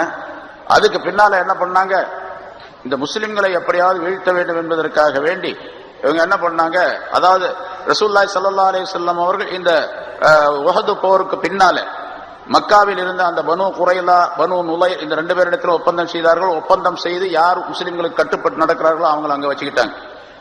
நாங்க அந்த மாதிரி ஒப்பந்தம் எல்லாம் செய்ய முடியாது யார் சொன்னாங்களோ அவங்களை எல்லாம் நீங்க இங்க மதீனாவில் இருக்கக்கூடாது, நீங்க இங்கிருந்து ஹைபர் என்ற இடத்துக்கு போயிடுங்க, அதுதான் நீங்க வந்த இடம், அந்த இடத்துல தங்கி இருந்தீங்க, அங்க போயிடுங்க அப்படின்னு சொல்லி ரசூலுல்லாஹி ஸல்லல்லாஹு அலைஹி வஸல்லம் அனுப்பிட்டாங்க. ஹைபர் போர் அந்த இடத்துக்கு போய் தங்கி இருந்தாங்க. ஹைபர் என்ற அந்த இடத்துல போய் தங்கிய பின்னால ரகசியமாக சில மனிதர்களை அனுப்பி மக்காவுக்கு அனுப்பி, மக்காவாசிகள் அபூ சுஃபியான் இருந்தார், மற்றவர்கள் இருந்தார், அவங்களோட இப்படி நாங்கள்லாம் உங்களுக்கு ஒத்துழைக்கிறோம், இந்த முஸ்லிம்களுக்கு எப்படியாவது பாடம் கற்பிக்க வேண்டும், அவர்களை அழிக்க வேண்டும், அவர்களிடம் போரிட வேண்டும், நாங்க உங்களுக்கு உதவி செய்கிறோம் என்பதாக சொல்லி இங்கிருந்து ஆளுகளை அனுப்பி அவர்களுக்கு தேவையான உதவிகளை எல்லாம் செய்து, அதே போன்று அவர்களின் மூலமாக சுற்று வட்டாரங்களில் இருக்கக்கூடிய பல நபர்களை ஒன்றாக சேர்த்து கொண்டு பல இடங்கள்ல போய் தூது போய் அவர்கள்ட்ட பேசி அவங்களை எல்லாம் அந்தந்த கிராமத்தில் உள்ளவங்களை எல்லாம் ஒன்றாக கூட்டி பல கூட்டங்கள் சேர்ந்து ஒன்றாக போர் தொடுக்க வேண்டும் என்ற ஒரு முடிவை ஏற்படுத்தினார்கள். அந்த போருக்கு பேர் தான் அஹ்ஸாப் என்பதாக சொல்லப்படும், ஹந்தக் போர் என்பதாக சொல்லப்படும். ஹர்புல் அஹ்ஸாப், எல்லா அஹ்ஸாப் என்று சொன்னா பல கூட்டத்தினர் என்று பொருள். ஹிஸ்ப் என்பதற்கு பன்மை அஹ்ஸாப், பல கூட்டத்தினர் சேர்ந்து வந்து தாக்குவதற்காண்டி ஏற்பாடு செய்தார். இது யார் செஞ்சாங்க கேட்ட, இந்த சூழ்ச்சி யார் செஞ்சா? முதல்ல ஆரம்பிச்சது இந்த பனு குரைலா, அந்த யூதர்கள். அதனால உடன்படிக்கை ரசூலுல்லாஹி ஸல்லல்லாஹு அலைஹி வஸல்லம் செஞ்சு கொடுத்துட்டாங்க. ஆனா உடன்படிக்கையை முறித்து விட்டு எதிரிகளோடு சேர்ந்து கொண்டு போர் செய்வதற்காக வந்தார்கள். அவங்க தான் கெட்ட மிருகத்திலே ரொம்ப கெட்ட மனுஷன், கெட்ட மிருகம் என்று அல்லாஹ் தஆலா சொல்றான். இதுவும் நமக்கு படிப்பின. சரி, இங்க அல்லாஹ் சொல்லுவது அல்லதீன ஆஹத்த மின்ஹும், அல்லதீன ஆஹத்த மின்ஹும், அவர்களிடத்தில் நபியை நீங்கள் உடன்படிக்கை ஒப்பந்தம் செய்தீர்கள். சும்ம யன்குதூன அஹ்தஹும், தங்களுடைய உடன்படிக்கை அவர்கள் முறித்து விட்டார்கள். ஃபீ குல்லி மர்ரா, 2-3 தடவை தான் செஞ்சாங்க, இனிமேல் செய்ய மாட்டோம் அப்படின்னு சொன்னாங்க. மறுபடியும் அதே மாதிரி செஞ்சாங்க, மறுபடியும் செஞ்சாங்க. அதனால அல்லாஹ் தஆலா அவர்களிடத்தில் போர் தொடுத்து அவர்களை அழித்து அவர்களை பணிய செய்து கடைசியா அந்த ஹைபரை விட்டும் துரத்தி, நீங்க அசல் ஊருக்கு, உங்க ஊருக்கு போயிடுங்க, ஷாமுக்கு போயிடுங்க என்று துரத்தி விட்டார்கள் என்பது வரலாறு. வஹும் லா யத்தகூன், அவர்கள் பயப்படவே மாட்டார்கள். அல்லாஹ் பயப்படுறது கிடையாது, ரசூலை பயப்படுறது, சட்டத்தை பயப்படுறது கிடையாது, ஒப்பந்தத்தை பயப்படுவது கிடையாது. ஆனா முஸ்லிம்கள் இப்படி ஒரு தடவை ஒரு ஒப்பந்தம் செய்யறாரு, முறிச்சிடுறாரு, ஒரு தடவை வாக்கு கொடுக்கிறாரு, அந்த வாக்கை நிறைவேற்றுறது இல்லை அப்படின்னு சொன்னா, 2-3 தடவை இப்படி செஞ்சாருன்னு சொன்னா அவர் அதே மாதிரி உள்ளவர் தான் என்று பொருளார். ஒரு மனிதன் சத்தியம் செய்கின்றான் திரும்ப திரும்ப, இல்ல இனிமேல் செய்ய மாட்டாங்க, ஏதோ தப்பு நடந்துருச்சு, இனிமேல் மன்னிச்சிருங்க. சரி, ஒரு தடவை மன்னிச்சாச்சு, 2வது தடவை அது மாதிரி சொல்றாரு, மன்னிச்சாச்சு. 3வது தடவை சொன்னா அவன் நம்ப கூடாது.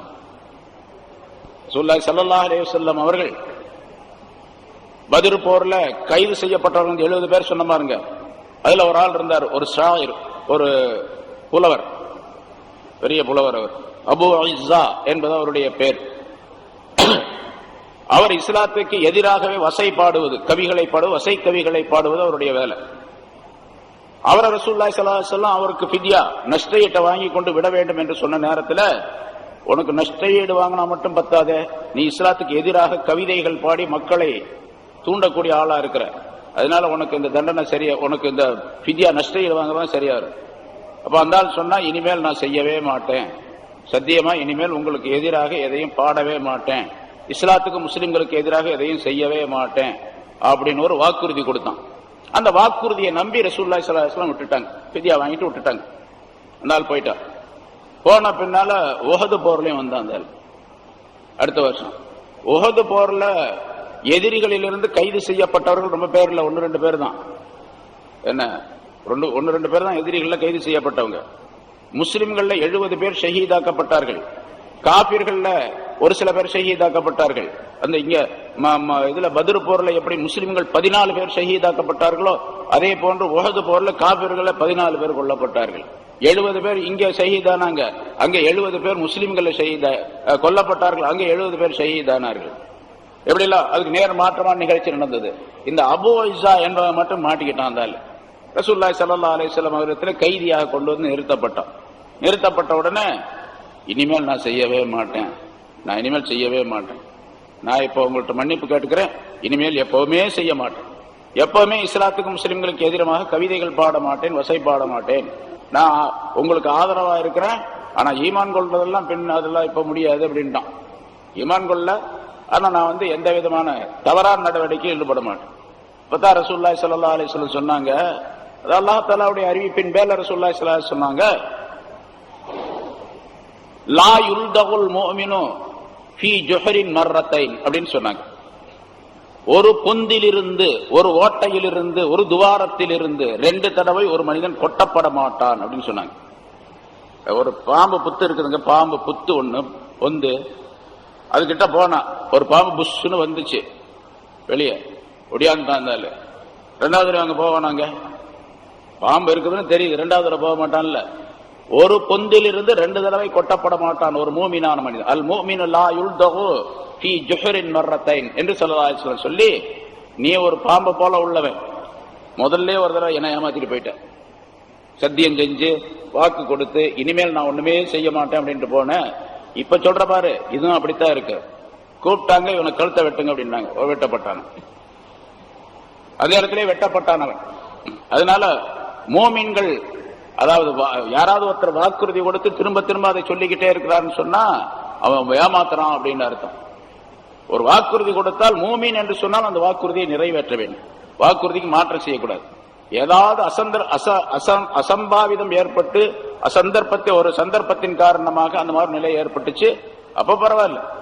அடிக்கடி செய்தால் அது அவருடைய துரோக செயல், அவரிடத்தில் ஈமான் சரியாக இல்லை என்பதாக பொருளாகும் என்பதையும் அல்லாஹ்தஆலா இங்கே ஃபீ குல்லி மர்ரா யன்குலூன சும்ம யன்குலூன ஆயதஹும் ஃபீ குல்லி மர்ரா, ஒவ்வொரு தடவையிலும் அந்த சத்தியத்தை, அந்த வாக்குறுதியை அவர்கள் முறிச்சறாக, உடன்படிக்கை முறித்து விடுகின்றார்கள். ஏன்னு கேட்டா இவங்க அல்லாஹ்வை பயப்படுறதே இல்லை, சட்டத்தை பயப்படுறதே இல்லை, வாக்குறுதியுடைய விஷயங்களை பயப்படுவதே கிடையாது. அதனால என்ன ஏற்படும்?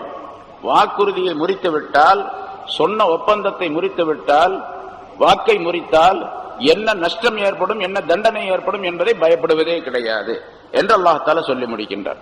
ஆக அந்த பத்ர் போர் சம்பந்தமாகவே பல விஷயங்கள் காபிர்களுக்கு அல்லாஹ்தஆலா எச்சரிக்கைகளை செய்கின்றான். இதிலிருந்து மூமின்களுக்கும் பல படிப்பினைகள் இருக்கின்றன. அதையும் பெற்று வாழக்கூடியவர்களாக நான் ஆக வேண்டும். அத்தகைய நல்ல பண்புகளை நம் அனைவருக்கும் அல்லாஹ்தஆலா தந்தருள்வானாக. வாஹிரு தஅவானா அல்ஹம்துலில்லாஹி ரப்பில் ஆலமீன்.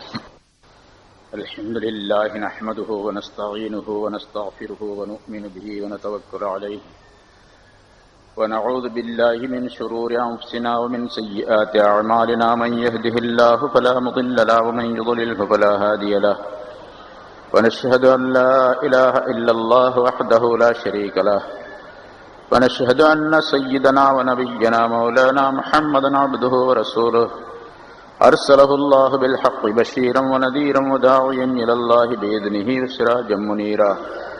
أما بعد فقد قال الله تعالى في كلامه القديم: أعوذ بالله من الشيطان الرجيم بسم الله الرحمن الرحيم فإما تثقفنهم في الحرب فشرد بهم من خلفهم لعلهم يذكرون وإما تخافن من قوم خيانة فانبذ إليهم على سواء إن الله لا يحب الخائنين ولا يحسبن الذين كفروا سبقوا أنهم لا يعجزون ولا يحسبن الذين كفروا سبقوا إنهم لا يعجزون وأعدوا لهم ما استطعتم من قوة ومن رباط الخيل ترهبون به عدو الله وعدوكم وآخرين من دونهم لا تعلمونهم الله يعلمهم وما تنفقوا من شيء في سبيل الله يوفى إليكم وأنتم لا تظلمون. صدق الله العظيم. கண்ணியத்திற்குரிய பெரியோர்களே, சகோதரர்களே, அல்லாஹ் தஆலாவுடைய கிருபையால் 624வது வாரமாக தஃப்சீருடைய தொடர் பயான் ஆரம்பிக்கப்படுகிறது. சூரத்துல் அன்பால் என்ற அத்தியாயத்தினுடைய 56 ஆயத்துகள் இதற்கு முன்னால் விளக்கம் சொல்லப்பட்டிருக்கின்றன. முன்னால் சொல்லப்பட்ட ஆயத்தில் மக்காவாசிகளாகிய அந்த காபிர்கள் எத்தனை பெரிய ஆதாரங்களை சொன்னாலும் அவர்கள் அதனை ஏற்றுக்கொள்ள மறுக்கின்றார்கள். முன்னால் எப்படி முந்திய கௌமுகளிலே ஃபிரௌனும் அவனை சார்ந்தவர்களும் இருந்தார்களோ அதே போன்று இவர்களுடைய வழக்கமும் இருந்து கொண்டிருக்கின்றது. எந்த ஒரு வசனம் வந்தாலும் அதை பொய்யாக்குகின்றார்கள். அவர்கள் அழிக்கப்பட்டதை போன்றே இவர்களும் அழிக்கப்பட விரும்புகிறார்களா என்றெல்லாம் அல்லாஹ் தஆலா முந்திய ஆயத்துகளிலே தெரியப்படுத்தினார். அல்லாஹுவை நம்பாமல் மறுத்து கொண்டிருக்கக்கூடிய மனிதர்கள்தான் மனித இனத்தில் மட்டுமல்லாமல் உயிரினங்களிலேயே மிக கெட்டவர்கள் என்பதையும் அல்லாஹ் தெரியப்படுத்தினார். அதிலே குறிப்பாக யூதர்கள் மதீனாவில் இருக்கும் பொழுது ரசூலுல்லாஹி ஸல்லல்லாஹு அலைஹி வஸல்லம் அவர்களுடன் உடன்படிக்கை செய்திருந்தார்கள். உங்களுக்கு எதிராக எந்த போரிலும் நாங்கள் ஈடுபட மாட்டோம், உங்களுக்கு எதிராக போர் தொடுப்பவர்களுடன் நாங்கள் சேர மாட்டோம், உங்களுக்கு உதவி செய்யக்கூடியவர்களாக இருப்போம் என்றெல்லாம் அந்த யூதர்கள் நபி அவர்களிடத்திலே ஒப்பந்தம் செய்திருந்தார்கள். அவர்கள் திடீரென்று அந்த ஒப்பந்தத்தை முறித்து எதிரிகளோடு சேர்ந்து போர் தொடுத்தார்கள். இப்படி செய்த ஒப்பந்தத்தை முறித்து விடும் பொழுது நீங்கள் செய்த அந்த ஒப்பந்தத்தை அவர்களோடு செய்து கொண்ட அந்த ஒப்பந்தத்தையும் முறித்து விடுவதற்கு உங்களுக்கு அனுமதி உண்டு. அவர்கள் எப்படி ஒப்பந்தத்தை முறிக்கின்றார்களோ அதே போன்று நீங்கள் முறித்து விடலாம். போரிலே அவர்கள் வெற்றி கொள்ளப்பட்டால், அவர்களை நீங்கள் வெற்றி கொண்டால், அப்படி வெற்றி கொள்ளுகின்ற நேரத்தில் பின்னால் உள்ளவர்களுக்கு படிப்பினையாக இருக்கும் பொருட்டு அவர்களை பல்வேறு கூட்டங்களாக சிதறடித்து விடக்கூடிய சூழ்நிலையை நீங்கள் உருவாக்க வேண்டும். அதாவது யார் தோற்று விடுகின்றார்களோ அவர்கள், அந்த காபிர்கள் அல்லது யூதர்கள், பின்னால் உள்ளவர்கள் இவர்களை பார்த்து படிப்பினை பெறக்கூடிய நிலை ஏற்பட வேண்டும். அல்லாஹுடைய ரசூலிடத்திலும் அவனை நம்பிய மூமின்களிடத்திலும் போர் தொடுத்தால் இதே மாதிரி நாசம் நமக்கும் விளையும் என்பதாக மற்றவர்களும் எண்ண வேண்டும். அந்த நிலையை நீங்கள் போரிலே உருவாக்க வேண்டும் என்பதையும், போருக்காக வேண்டி எப்படியெல்லாம் நீங்கள் தயார் நிலையை எடுத்துக்கொள்ள வேண்டும் என்பதையும் அல்லாஹ் தஆலா அடுத்த ஆயத்துகளிலே சொல்லி காட்டுகின்றார். ஃபஇம்மா தஸ்தஃபன்னஹும் ஃபில் ஹர்பி, போரிலே அவர்களை நபியே நீர் வெற்றி கொண்டால், போரிலே அவர்களை நீர் வெற்றி கொண்டால் ஃபஷர்ரித் பிஹிம் மன் கல்ஃபஹும், அவர்களை அவர்களுக்கு பின்னால் உள்ளவர்களுக்கு ஒரு பாடமாக நீர் ஆக்கி விடுவீராக. அவர்களை தனித்தனியாக சிதறடித்து, தனித்தனி ஷர்ரித் பிஹிம் என்று சொன்னால் அவர்களை பிரித்து தனித்தனி கூட்டமாக தனித்தனி மனிதர்களாக ஆக்கி விடுவீராக. ஒன்றாக சேர்ந்து இடத்தில் போரிடுகின்றார்கள். போருக்கு பின்னால் அவர்களுடைய நிலை எப்படி இருக்க வேண்டும் என்று சொன்னால், எல்லாரும் ஒன்றா சேர்ந்து தப்பா போச்சு என்று அவர்களுக்குள்ளேயே சண்டையிட்டுக் கொண்டு பிரிந்து கொடுக்கக்கூடிய சூழ்நிலையை நீங்கள் ஏற்படுத்த வேண்டும். போருக்கு பின்னால ஃபஷர்ரித் பிஹிம் மன் கல்ஃபஹும், அவர்களுக்கு பின்னால் உள்ளவர்களுக்கு அவர்களை ஒரு படிப்பினையாக, அவர்கள் சிதறுண்டு போகும்படியாக செய்து விடுவீராக. லஅல்லஹும் யذكرون, அவர்கள் படிப்பினை பெறுவதற்காக வேண்டி, இவர்களுக்கு பின்னால் உள்ளவர்கள் படிப்பினை பெற வேண்டி இவர்களை பார்த்து. இப்படி அல்லாஹுடைய ரசூலிடத்தில் நாம் சண்டையிட்டால், அல்லாஹுடைய ரசூலுக்கு எதிராக நாம் போர் தொடுத்தால் நம்முடைய நிலையும் இது மாதிரித்தான் ஆகும் என்பதை மற்றவர்களும் தெரிந்து கொள்வதற்காக வேண்டி அவர்களை பல பிரிவுகளாக சிதறடித்து விடுவீராக, அவர்களுக்கு அந்த பயத்தை உண்டாக்கி விடுவீராக என்று அல்லாஹ் தஆலா குறிப்பிடுகின்றார். இது அவர்கள் அந்த ஒப்பந்தத்தை முறித்ததின் காரணமாக ஏற்பட்ட தன்மைகள், விளைவுகள். ஒப்பந்தத்தை முறித்து விட்டதால் அல்லாஹ் தஆலா அவர்களுக்கு இந்த கடுமையான நிலையை சொல்லி வைக்கின்றான். அடுத்தும் அதே கருத்தை அல்லாஹ் சொல்லுகின்றான். வயிம்மா தகாஃபன்ன மின் கௌமின் கியானத்தன், ஒரு கூட்டத்தாரிடத்திலிருந்து சதி செய்வதை, மோசடி செய்வதை நீர் பயந்தால், அதாவது வாக்குறுதிக்கு ஒப்பந்தத்திற்கு மாறு செய்யக்கூடிய நிலை அவர்களிடத்தில் ஏற்பட்டால், ஒரு கூட்டத்தாரிடத்தில், இங்க ஒரு கூட்டத்தாரிடத்தில் அப்படின்னு சொன்னா அந்த ஒரு கூட்டத்தார் ரசூலுல்லாஹி ஸல்லல்லாஹு அலைஹி வஸல்லம் அவர்களோடு ஒப்பந்தம் செய்து கொண்டிருந்தவர்கள். யூதர்களின் முன்னால் நிறைய பல தடவை சொல்லப்பட்டிருக்கு. மதீனாவிலே வாசம் செய்த, வசித்துக் கொண்டிருந்த யூதர்களிலே ரெண்டு பார்ட்டி, பனு குரைலா, பனு நுவைர் என்று ரெண்டு பார்ட்டிகள், ரெண்டு பிரிவினர் இருந்தார், பெரும் கூட்டத்தினர். ஒவ்வொரு கூட்டத்திலும் கிளை பிரிவுகள் நிறைய இருக்கின்றன, கபீலாக்கள் தனித்தனியாக இருப்பாங்க. இந்த பனு குரைலா என்ற கூட்டத்தினர் ரசூலுல்லாஹி ஸல்லல்லாஹு அலைஹி வஸல்லம் அவர்களிடத்தில் ஒப்பந்தம் செய்திருந்தார்கள். நான் முதல்ல சொன்னபடி அந்த ஒப்பந்தத்தை அவர்களே முறித்து விட்டார்கள். சென்ற வாரம் சொல்லப்பட்டது, சென்ற பயானில் சொல்லப்பட்டது அஹ்ஸாப் என்ற ஒரு போர், அகழ் போர் என்பதாக.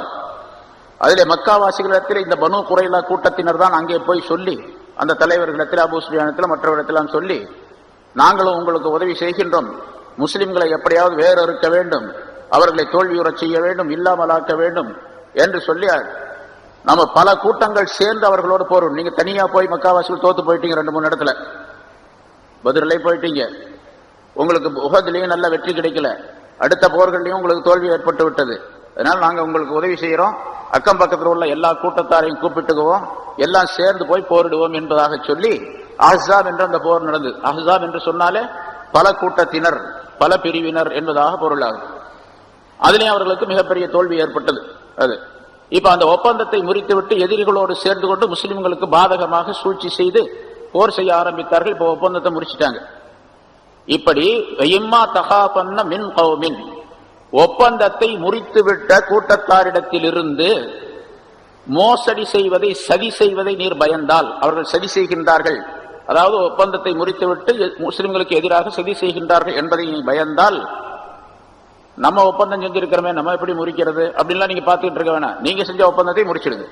அதுக்கு எப்படி அல்லாஹ் சொல்றான், பன்பித் இலைஹிம் அலா சவா, சமமாக, அவர்கள் செய்ததை போன்று சமமாக அவர்களின் பக்கம் நீரும் அந்த ஒப்பந்தத்தை தூக்கி எறிந்து விடுவீராக. பன்பித் இலைஹிம், அவர்களிடத்திலே அவர்களின் பக்கம் அந்த ஒப்பந்தத்தை தூக்கி எறிந்து விடுவீராக. உங்க ஒப்பந்தம் வேணாம், ஒண்ணு வேணாம், போயா அப்படின்னு சொல்லி தூக்கி எறிந்து விடுவீராக. அலா சவா என்று சொன்னால் சமமாக, நீதியாக, நடுநிலையாக. அவர்கள் ஒப்பந்தத்தை முறித்தார்கள், ஆகவே நாங்கள் ஒப்பந்தத்தை முடிச்சோம் அப்படின்னு சொல்லி, இது இந்த ஒப்பந்தத்தை முறிக்கக்கூடிய நிகழ்ச்சியும் அதனால் பின்னால போர் ஏற்பட்ட நிகழ்ச்சியும் ஏற்பட்டதற்கு அசல் காரணம் என்னவென்று சொன்னால், இந்த பனு குரைலா என்ற இந்த கூட்டத்தார், அந்த யகூதி கூட்டத்தாரில் ஒரு பிரிவினர் பனு கைனுகா என்று சொல்லி ஒரு கூட்டத்தார் இருந்தார்கள். அவர்கள் தான் முதலாக இந்த ஒப்பந்தத்தை முறித்தார்கள். அவர்களுக்கு இஸ்லாத்தின் மீது, முஸ்லிம்கள் மீது கடுமையான பகை ஏற்பட்டது. ரசூலுல்லாஹி ஸல்லல்லாஹு அலைஹி வஸல்லம் அவர்கள் மீதும் கடுமையான பொறாமை இருந்தது. அதன் காரணமாக எப்படியாவது பழி வாங்க வேண்டும், முஸ்லிம்களை ஏதாவது தொந்தரவு செய்து கொண்டிருக்க வேண்டும் என்ற எண்ணத்திலேயே அவர்கள் இருந்தார்கள். அப்படி இருந்த நேரத்தில் ஒரு நாள் அந்த யூதர்களுடைய கடை தெரு ஒன்று இருக்கிறது. அதுல பெரும்பாலும் இந்த பனு கைனுகா என்ற கூட்டத்தார்கள் கடை வச்சிருக்கிறாங்க எல்லாருமே, ஒரு பெரிய கடை தெரு. அதுல ஒரு முஸ்லிமான பெண், சஹாபி பெண்மணி, ஒரு பொருள் வாங்குவதற்கான இந்த கடைக்கு அந்த கடை தெருவுக்கு சென்றார், கடை வீதிக்கு சென்றார். அந்த பஜார்ல போகும்போது அந்த பெண்ணுக்கு தேவை ஒரு நகை செய்வதற்காக வேண்டி ஒரு பொற்கொள்ளரிடத்தில் அந்த நகையை கொடுத்து அதை செய்ய வேண்டும் என்பது அந்த பெண்ணுடைய நோக்கம். இப்படி போகும்போது அந்த பனு கைனுகா என்ற அந்த யூத கூட்டத்தாரை சேர்ந்த ஒரு மனிதர் தான் அங்கே பொற்கொள்ளராக, தட்டானாக வேலை செய்து கொண்டிருக்கின்றார். இந்த பெண்மணி முகமூடி போட்டுக்கொண்டு, அதாவது புர்கா போட்டுக்கொண்டு முகத்தை மூடிக்கொண்டு போய்கொண்டு இருக்கின்றார். அந்த கடைகளிலே உட்கார்ந்திருந்த கடைத்தெருவில் இருந்த அந்த யூதர்களிலே சிலர், யார் அது போறது, முக்காட்டை எடு அப்படின்னு சொல்லி சொன்னாங்க. அந்த பெண்மணி முக்காட்டை விளக்கவில்லை. சில பேர் வேணும்னே வந்து அந்த முக்காட்டை எடுத்து விட்டாங்க. அப்பவும் அந்த பெண்மணி கெட்டியாக பிடித்துக் கொண்டார், முக்காட்டை எடுக்கவில்லை, வேகமாக போயிட்டார். போய் அவருடைய நோக்கம் அந்த பொற்கொள்ளருடைய அந்த கடைக்கு போக வேண்டும். அந்த கடைக்கு போய் ஒரு பொருள் செய்வதற்காக வேண்டி கேட்டுக்கொண்டிருந்தார். அந்த பொற்கொள்ளன் இருக்கான அவனும் அந்த பனு கைனுகா கூட்டத்தை சேர்ந்தவன், யூத கூட்டத்தை சேர்ந்தவன். இந்த பெண்ணை பார்த்த உடனே இவர்கள் கிண்டல் செய்து கொண்டே, கேலி செய்து கொண்டே 4-5 பேர் பின்னாலே வந்தாங்க. அந்த கடை கிட்ட வந்து நின்றாங்க. மறுபடியும் கிண்டல் செஞ்சுக்கிட்டு இருந்தாங்க, கேலி செஞ்சுக்கிட்டு இருந்தாங்க. இந்த நேரத்தில் அந்த பெண்மணி திரும்பி உட்கார்ந்திருந்த நேரத்தில் அந்த கடையில் இருந்த அந்த பொற்கொள்ளன் என்ன கடைக்காரன் என்ன செஞ்சான்னு கேட்ட, ஒரு முள்ளை எடுத்து, அதாவது ஒரு குச்சியோ அல்லது ஒரு ஊசியோ எடுத்து அந்த பெண்ணுடைய பின்னால் இருந்த அந்த துணியை கிழிச்சு விட்டுட்டான். இது அந்த பெண்ணுக்கு தெரியாது கிழிச்சது. என்னால பிளேடு போட்டு கிழிக்கலான்னு வச்சுங்க, யாருக்கும் தெரியாது. அது மாதிரி அந்த துணியை கிழிச்சிட்டான். அந்த பெண் எந்திரிக்கும் போது அந்த பெண்ணுடைய அவுரத்து ஒரு பகுதி தெரியக்கூடிய சூழ்நிலை ஏற்பட்டது. இதை பார்த்த உடனே அவெல்லாம் கேலி பண்ணி சிரித்தார்கள். இப்படி சிரித்துக் கொண்டு அந்த பெண் வெட்கப்பட்டு அழுது கொண்டு சப்தமிட்டுக் கொண்டு வெளியே வரக்கூடிய நேரத்தில் அந்த பக்கம் ஒரு முஸ்லீம், ஒரு சஹாபி வந்தார். விஷயத்தை தெரிஞ்ச உடனே இந்த சஹாபி அவர்களை தாக்கினார். அவங்க இவரை தாக்கினார்கள். இந்த மாதிரி 2 பேருக்கு மத்தியில் கைகலப்பு ஏற்பட்டது. கைகலப்பு ஏற்பட்டு கடுமையான ஒரு சூழ்நிலை ஏற்பட்டு விட்டது அந்த இடத்துல. அதனால அந்த இந்த முஸ்லிமானவர் என்ன பண்ணாரு கேட்டா, அவர்களோடு நடந்த சண்டையில அந்த யூதர்களே ஒரு மனிதனை கொலை செய்து விட்டார். ஒரு கொலை விழுந்துருச்சு. இதனால அந்த யூதர்கள் கடுமையான கோபத்தில் இருந்தார்கள். அவங்க என்ன பண்ணாங்கன்னா, திரும்ப இந்த முஸ்லிமான மனிதரை விரட்டி கொண்டு போய் அவரை கொலை செய்து விட்டார்கள். முதல்ல முஸ்லிம் யூதனை கொலை செய்தார். பிறகு யூதர்கள் எல்லாரும் சேர்ந்து அந்த முஸ்லிமை கொலை செய்து விட்டார்கள். இந்த விஷயம் ரசூலுல்லாஹி ஸல்லல்லாஹு அலைஹி வஸல்லம் அவர்களுக்கு தெரிந்தது. அந்த நேரத்தில் தான் அல்லாஹ் தஆலா இந்த ஆயத்தை இறக்கி வைத்தான். இப்ப ரசூலுல்லாஹி ஸல்லல்லாஹு அலைஹி வஸல்லம் யோசனை பண்ணாங்க, அந்த யூதர்களிடத்தில் நாம் ஒப்பந்தம் செய்திருக்கின்றோம், ஒப்பந்தத்தை எப்படி முறிப்பது, அவர்களோடு எப்படி சண்டைக்கு போவது. ஆனா இங்கே அவர்கள் தான் முதலாவதாக அந்த ஒப்பந்தத்தை முறித்து அந்த பெண்ணை கேலி செய்து அதன் காரணமாக சண்டையை வளர்த்து, பிறகு அந்த முஸ்லிம் இவர்களை கொலை செய்யக்கூடிய சூழ்நிலை, அவர்கள் இவரை கொலை செய்யக்கூடிய சூழ்நிலை ஏற்பட்டது. ஆக சண்டை ஆரம்பிச்சது, ஒப்பந்தத்தை முறித்தது அந்த யூதர்கள் தான். அதனால அல்லாஹ் சொல்லுகின்றான், ஒப்பந்தம் செய்து கொடுத்த அந்த கூட்டத்தாரிடத்தில் இருந்து ஹியானத்தன், ஒப்பந்தத்தை முறிக்கக்கூடிய மோசடியை நீர் பயந்தால், மோசடி செய்து விட்டார்கள், இப்போ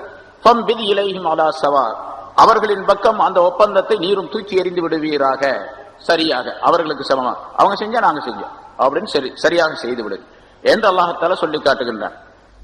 இந்த ஆயத்து இறங்கிய நேரத்தில் ஹஜ்ரத் ஜிப்ரீல் அலைஹிஸ்ஸலாம் அவர்கள் வந்தார்கள்.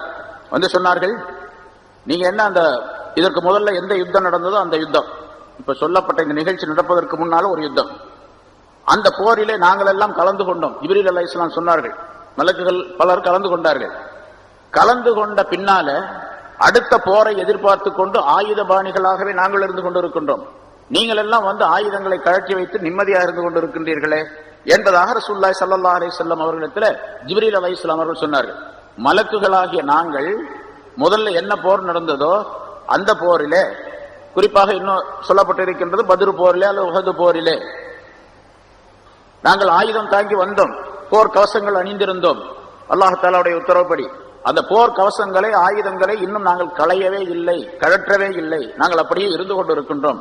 நீங்க காட்டி வச்சுட்டீங்களே, அடுத்த போருக்கு தயாராகுங்க என்பதாக ஜிப்ரீல் அலைஹிஸ்ஸலாம் அவர்கள் சொன்னார்கள் என்பதாகவும் அறிவிக்கப்பட்டிருக்கு.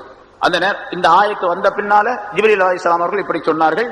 அதற்கு அடுத்து அந்த பனு குரைலாவுடன் போர் நடந்தது, அதான் ஹைபர் போர் என்பதாக சொல்லப்படும். இப்படி மோசடி செய்யக்கூடியவர்கள், ஒப்பந்தம் செய்து அந்த ஒப்பந்தத்தை முறிக்கக்கூடியவர்கள் கடுமையான குற்றத்திற்குரியவர்கள் என்பதையும் அல்லாஹ் தஆலா இதில் தெரியப்படுத்துகின்றார். இது பொது சட்டம். அதாவது ஒருவர் இன்னொரு இடத்துல ஒப்பந்தம் செய்திருக்கின்றார், அந்த ஒப்பந்தம் எது சம்பந்தமாக இருந்தாலும் சரி, இப்ப அங்க மார்க்கம் சம்பந்தமாக, ஷரியத் சம்பந்தமாக, மதம் சம்பந்தமாக, தீனுடைய விஷயம் சம்பந்தமாக ஒப்பந்தங்கள் ஏற்பட்டன.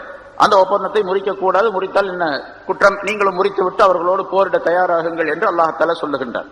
அதே போன்று ஒரு வியாபாரி இன்னொரு வியாபாரியிடம் ஒரு ஒப்பந்தம் செய்திருக்கின்றார், பணம் கொடுக்கல் வாங்கல்களிலே, சரக்கு வாங்குவது கொடுப்பதிலே.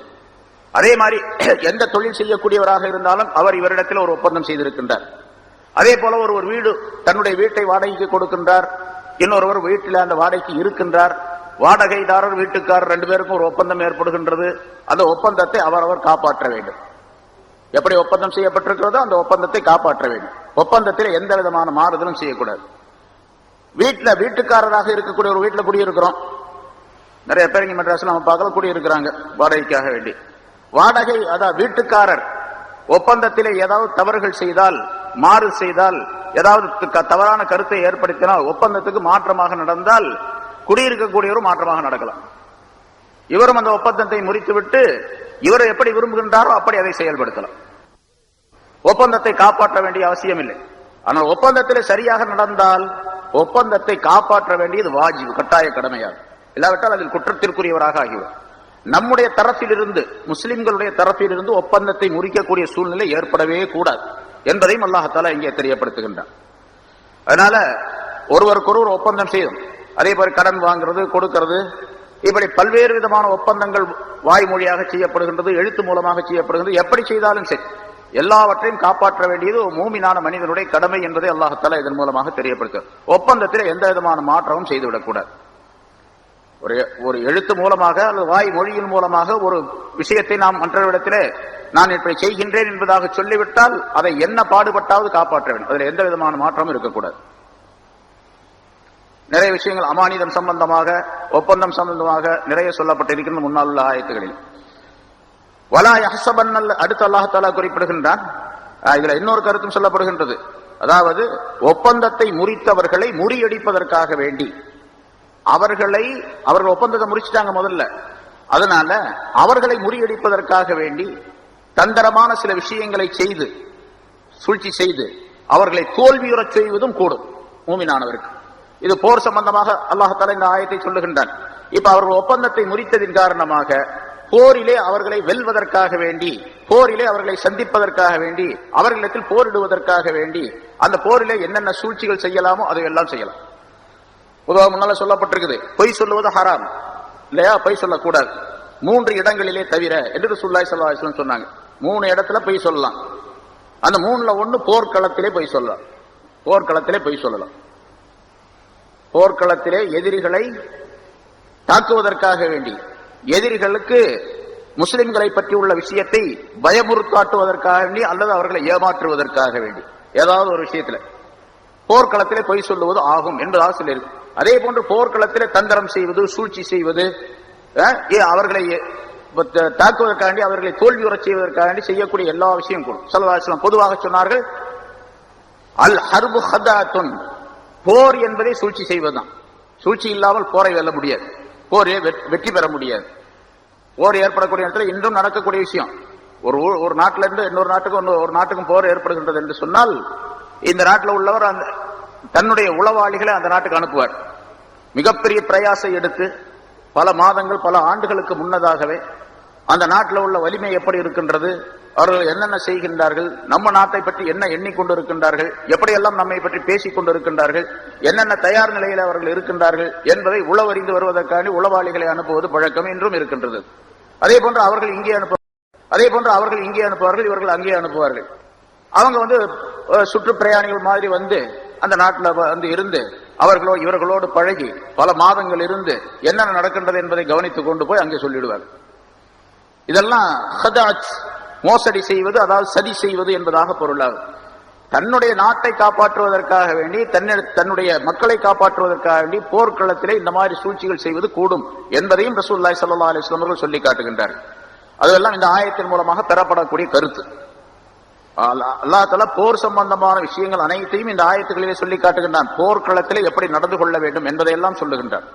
இன்னைக்கு நிறைய போர் நடக்குது, நம்ம பார்க்கிறோம். அமெரிக்கா போய் எல்லா நாடுகளையும் தாக்குறான். ஆனா பூரா அநியாயமாக, நியாயத்துக்கு மாற்றமாக, ஒப்பந்தத்துக்கு எதிராக, மனித தன்மைக்கு எதிராக, உலக வரலாற்றிலே இல்லாத அநியாயமாக செய்யக்கூடிய போர்களை நாம் பார்க்கின்றோம்.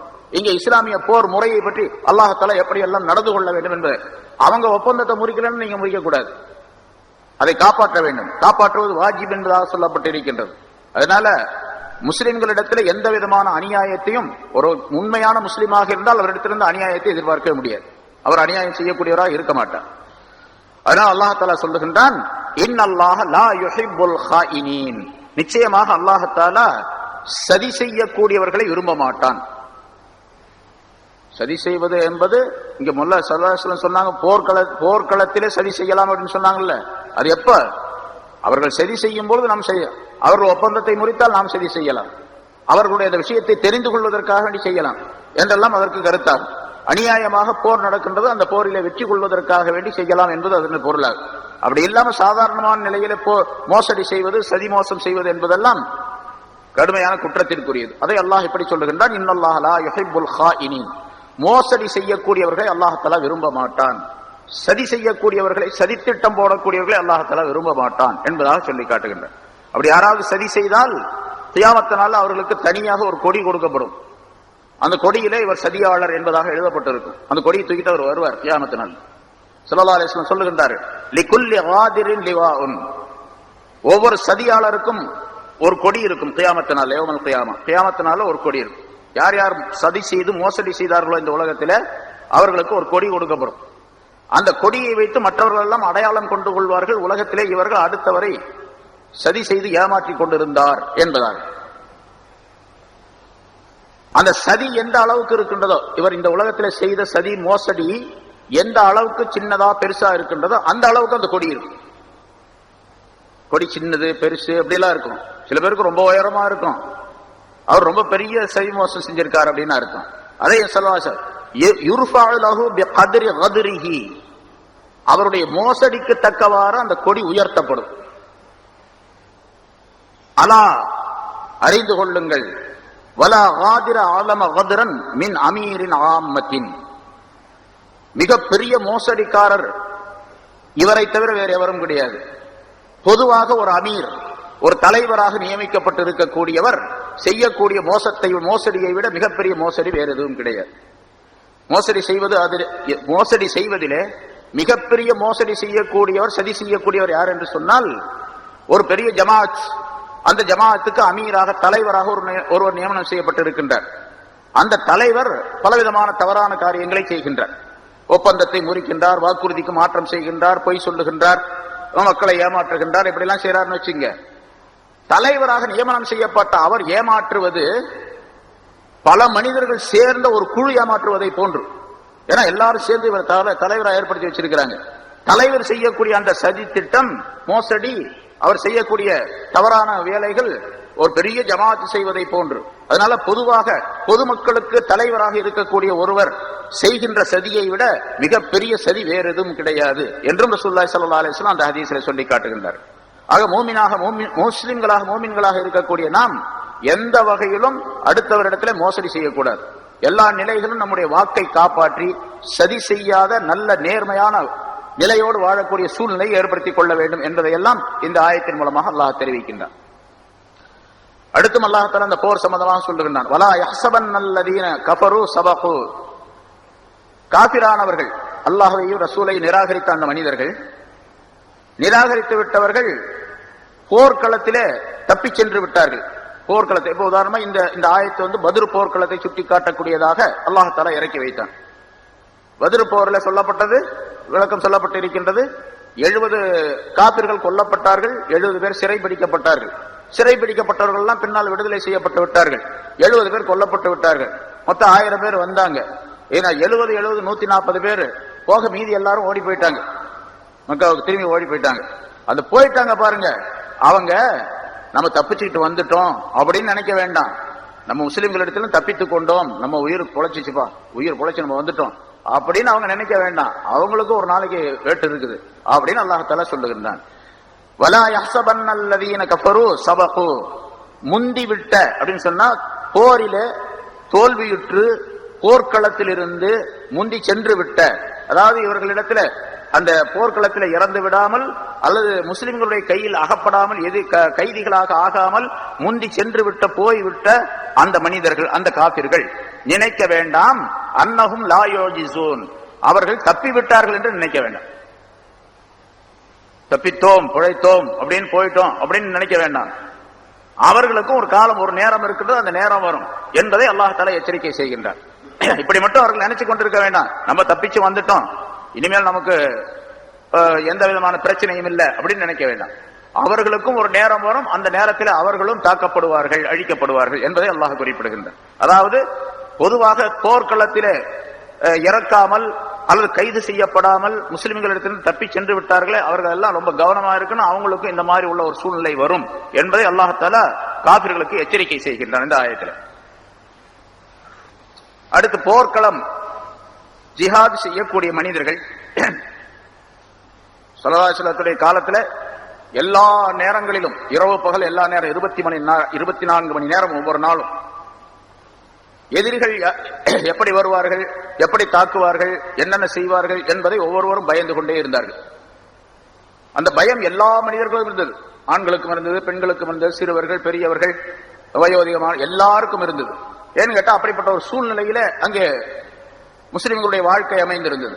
ரசூலுல்லாஹி ஸல்லல்லாஹு அலைஹி வஸல்லம் அவர்கள் சத்தியத்தை பிரச்சாரம் செய்யக்கூடிய நேரத்தில் அவர்கள் எதிர்த்தார்கள். அந்த எதிர்ப்பின் காரணமாக தங்களை அழித்துக் கொள்வதற்கும் அவர்கள் துணிந்தார்கள்.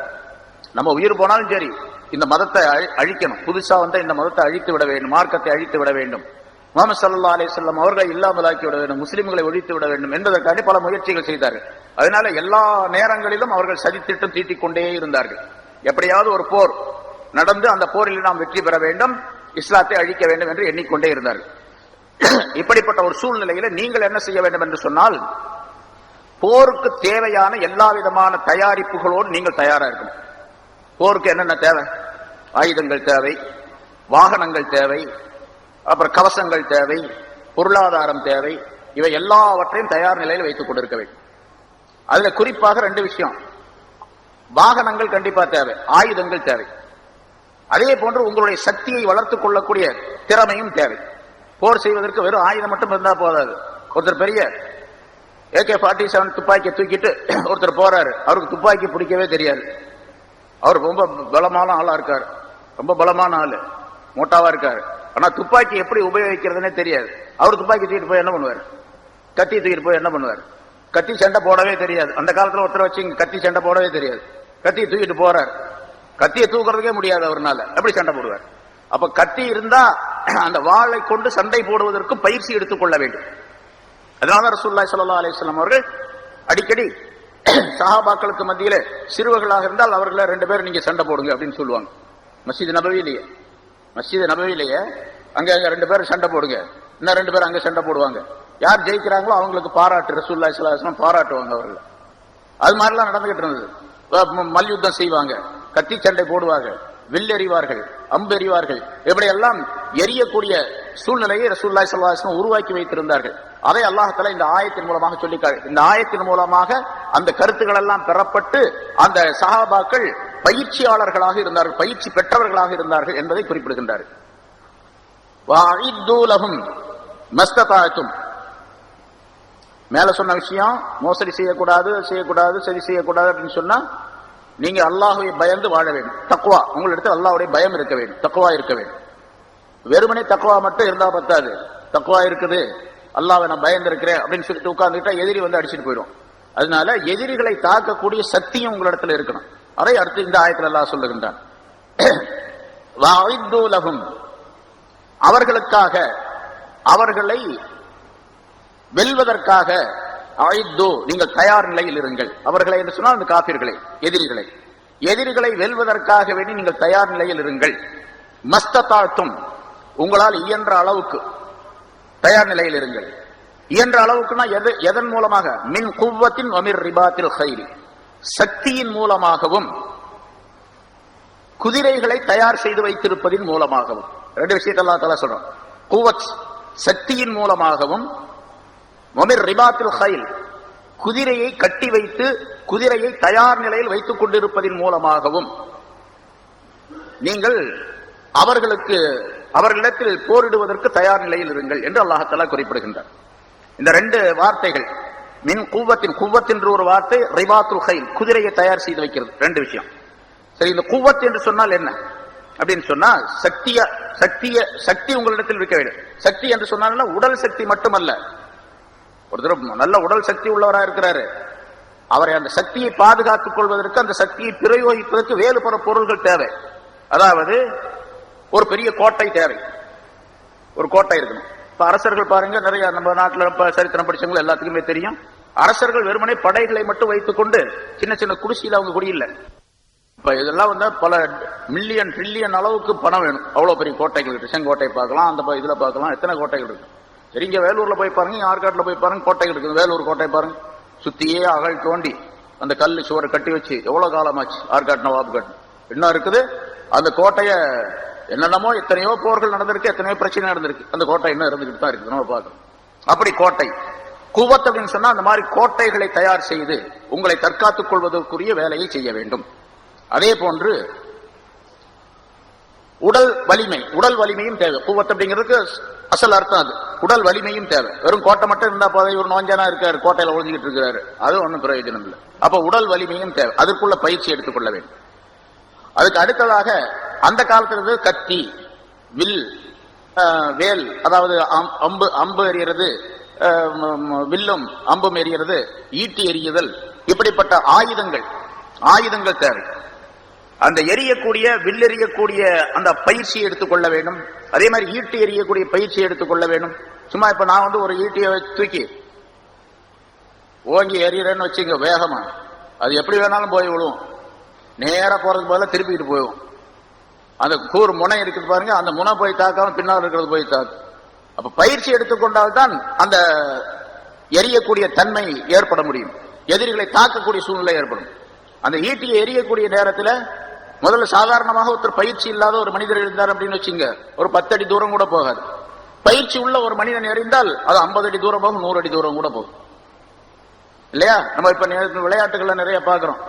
இந்த த்ரோ பால் எறிகிறாங்க, இந்த வட்டு எறிகிறாங்க, இதெல்லாம் பாருங்க. அது பயிற்சி எடுத்துக்கொண்டார், பயிற்சியின் காரணமாக அவர்கள் நீண்ட தூரம் அந்த எறிந்து சாதனை படைக்கின்றார்கள். அதுபோன்று பயிற்சி எடுத்துக்கொள்ள வேண்டும்.